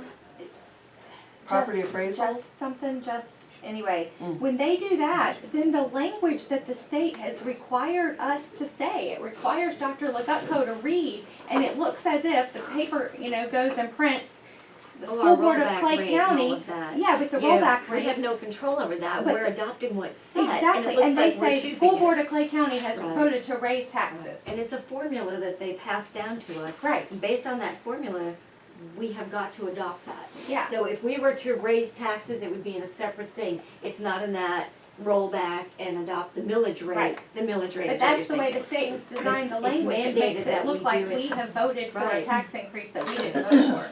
I guess all I was trying to contribute is that I'm not denying that those conversations need to be had, but you've got to be careful and diplomatic in how you have them, so they could come back to bite you. Well, it certainly can't hurt for our superintendent to reach out and see if there's any opportunity to increase that 10%. I do have Um, something I want to add while we're talking about that. There's, the county commission has set up a Clay Day in the legislature for March 9th. And I had talked to Ms. Cornegay months ago about making sure we are represented. Are at you that. sure it's March 9th? I Yes. thought it was sooner than that. Yeah, I thought it was too. It's No, Clay Day in the legislature, not the one with Rob Bradford. Oh, I was This thinking. is where we have the opportunity to have a booth in the middle of wherever their common Okay. area is, and the legislators can come by and see what's going on in Clay County. In Tallahassee? In Tallahassee. In Tallahassee. March 9th? March 9th. They're gonna leave, at 6 a.m. with a big bus. Mhm. The county is, This is the chamber?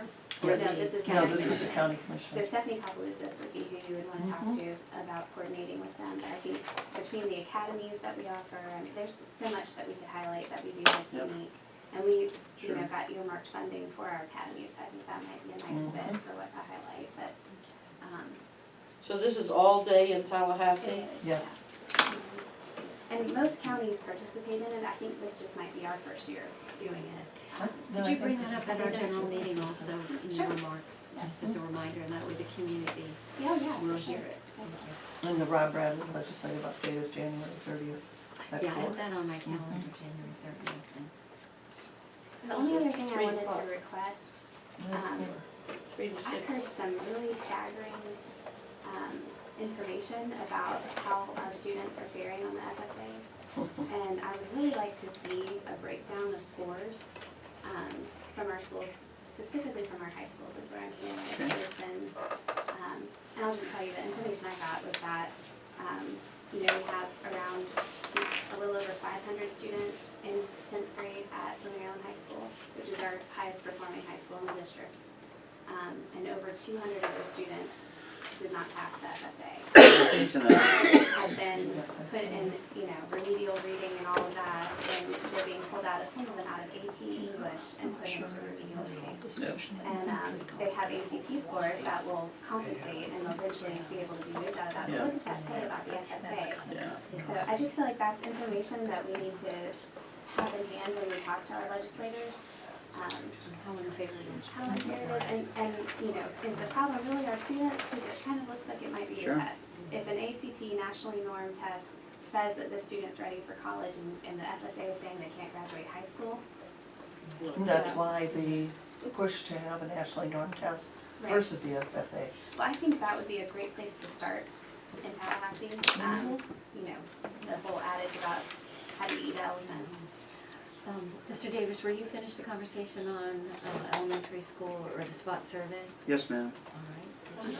All right. No, it's fine. Elaborate now on elementary, why, or was that all combined conversation? That was, I mean, that's combined, and then if you go to, that's for D7, but there's one more, D8.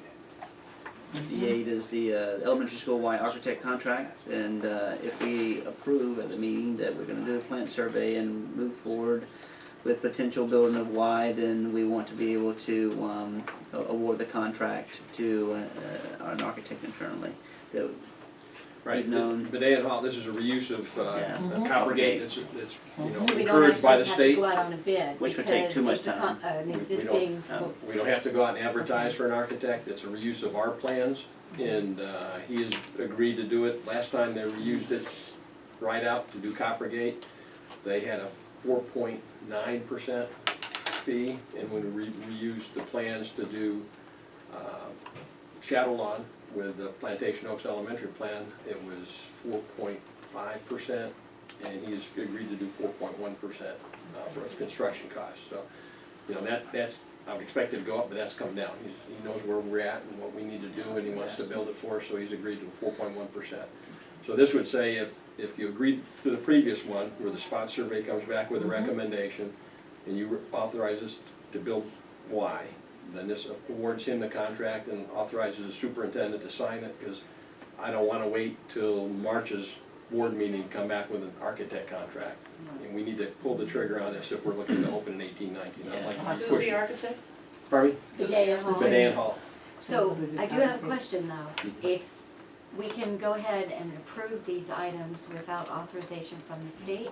Or do we need these approved first in order to? Correct. The first thing is you approve the spot survey, we send it off to the state. Hopefully within 2 weeks, they come back and say it's approved. Okay. And with the previous one, it says with state approval, you approve us to build Y. And then with this one, after we get the state approval, here's the architect. And we're off and running and hopefully pushing trees down in May. And where does a school like Keystone end up then? Yeah, so Go we. back to that. Yeah, we'd have So, to find out Is there- financially Yeah, what we could do to support Keystone. And we'll go back and commit and see what we can do to tier the support. And Keystone being the first, I would say Doctor's Inlet potentially being the second, and then Bennett being the third. Yeah. I say that openly, it could change based on need. But I gotta we're find looking out at the the numbers of numbers how though much as it well. actually These costs to numbers do it. are saying Keystone. And my understanding, That's- Mr. Merrill had projected 26 million, and then he could have some money left over to Sure, to I do it. understand. Right. And again, I've tried to shelter 26 million, which I hope is high. Something cash. And if it comes in at 23, 24, then that's 2 million is freed up and we can start with Keystone. Any further discussion on? We don't have to do Keystone, I was just. No, No, I didn't. listen, No, I'll be honest with you Look at the transparently, I numbers. didn't know they didn't have a kitchen. It needs. So Well, I that- mean, just, it's the 102% really that. Yeah. Needs attention, and it Kitchen, has so- needed it, so it definitely needs to be. And with this new, and that's another question, So I I'm sorry, appreciate that I have, is that adding a kitchen then to That Keystone? we'd have to take a look at it, talk to the principal, talk to the assistant principal and say, what do you need, what can we do? And then it would probably go out and advertise for architects to come in, take a look at it, and that's how we did Middleburg. But I mean, right now, it's they get served by the high school. Right, they got a warming kitchen. Would they continue to be served by the high school, or is that up to the? It all depends on the cost and. And the size. And what's available, what we can do with the land we've got available. Because we've got other elementaries who are served by other schools. Yes. Yeah. And, you know, and I think Yeah, we that's do. where Ms. Sanders really could give some good input. They may choose to have seating versus, I Have don't know. kitchen. That's You know, it. one thing I That's talked to her it. about is, Yeah, how about if I take the stage area away? And she said, sure, go ahead, give me more seating, but I'm sure Yeah. principal Somebody would down wanna the road use is a gonna want a J, stage, you yeah. know, Yeah. so. You know, so I could get I you more agree with seating that. real quick, I'll Yeah, we. demolish your Well, seat. but Let's give you some from an prizes. elementary perspective. Well, here's what I will tell you. So back in the day, when life was in black and white, and I was a student, Keystone High School did not have the cafeteria that they have today. Their cafeteria was what is now the library. And so back then, there was no stage at the high school, and if you had any events that you needed a stage Went to for, elementary. you went to the elementary Elementary. school for them.